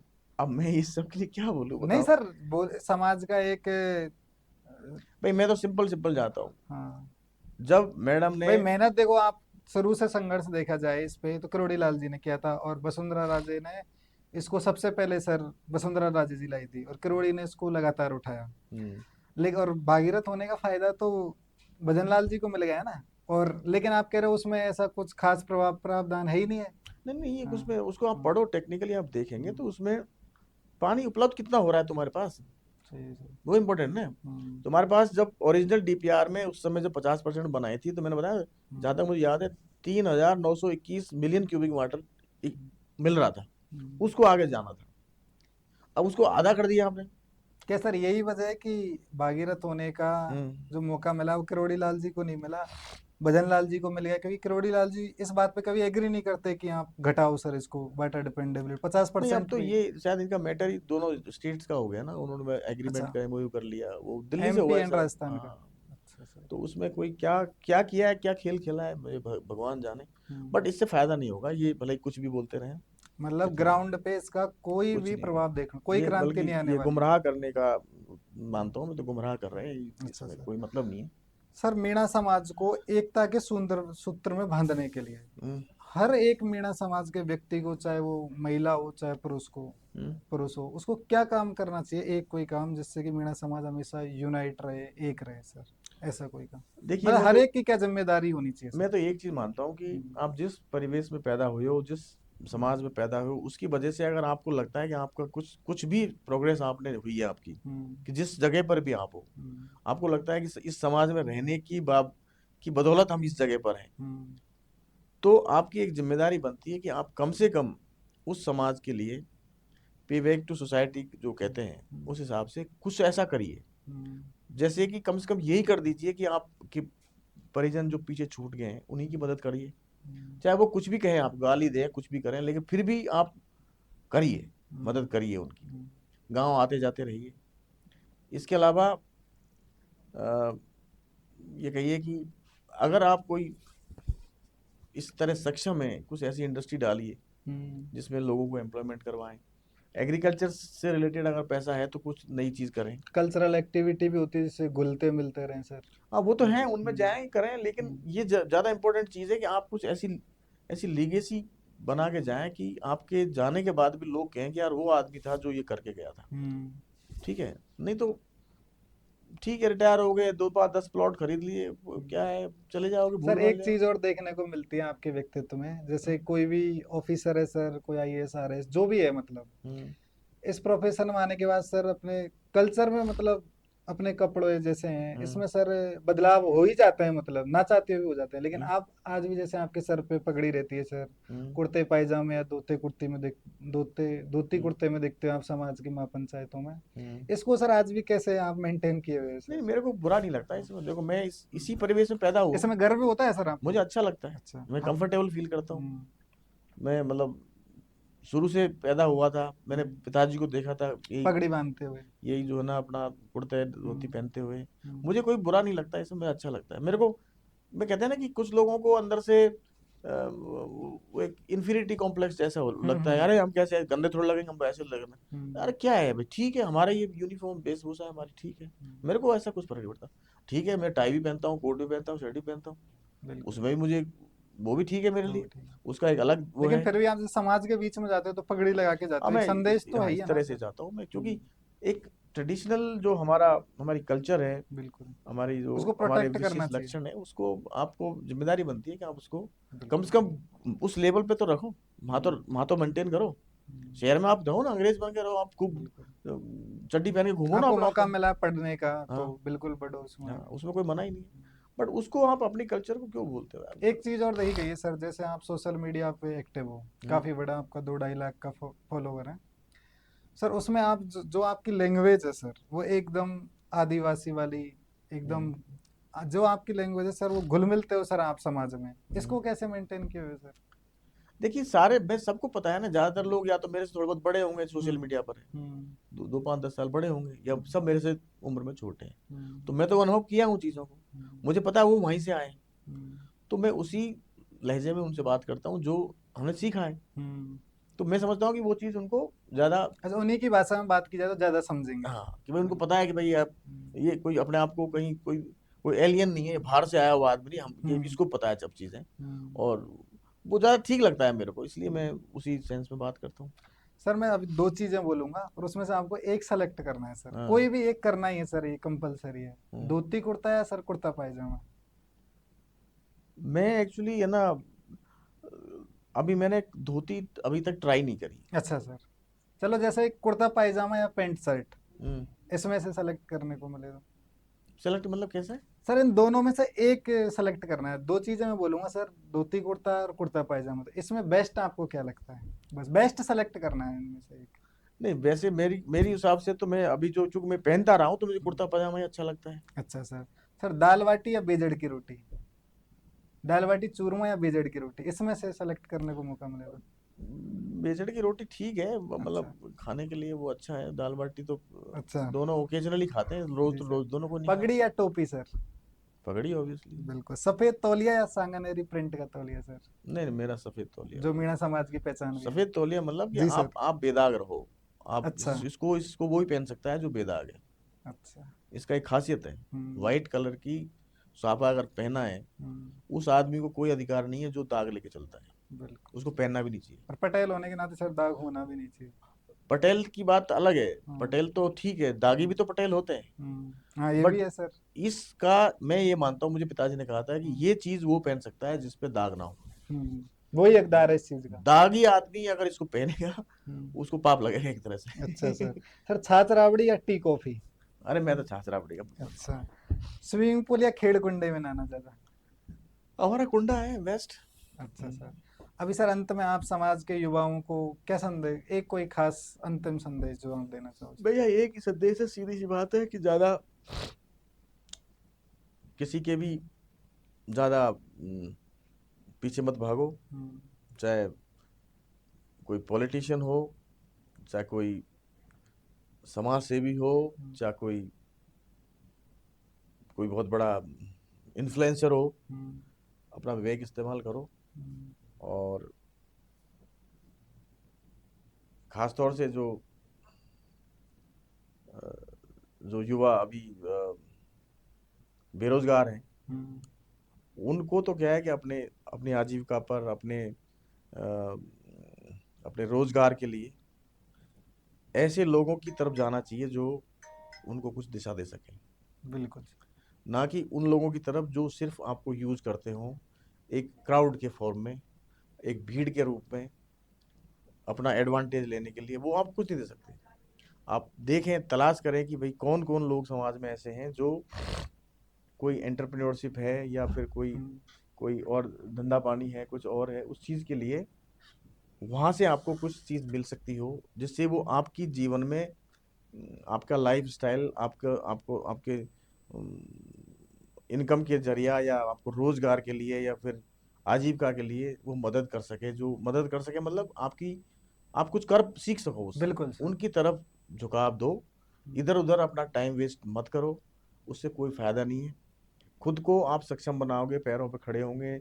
नौकरी नहीं मिल रही है तो दूसरे तरीके भी बहुत है, अच्छा। उनसे करिए, और तब जाके आपका जीवन आगे बढ़ेगा। तो दोस्तों ये सुन रहे थे आप विक्रम बरदाला साहब को, जिन्होंने अपनी ज़िंदगी के सफ़र के बारे में तमाम बातें आपके साथ शेयर करी। तो आप कमेंट में ये बताएं, इनकी ज़िंदगी से आपने क्या प्रेरणा ली, कमेंट करके हमें ज़रूर बताएं। बने रहिए यूट्यूब चैनल माइक पे जीतू विद जीतू भैया। राम राम।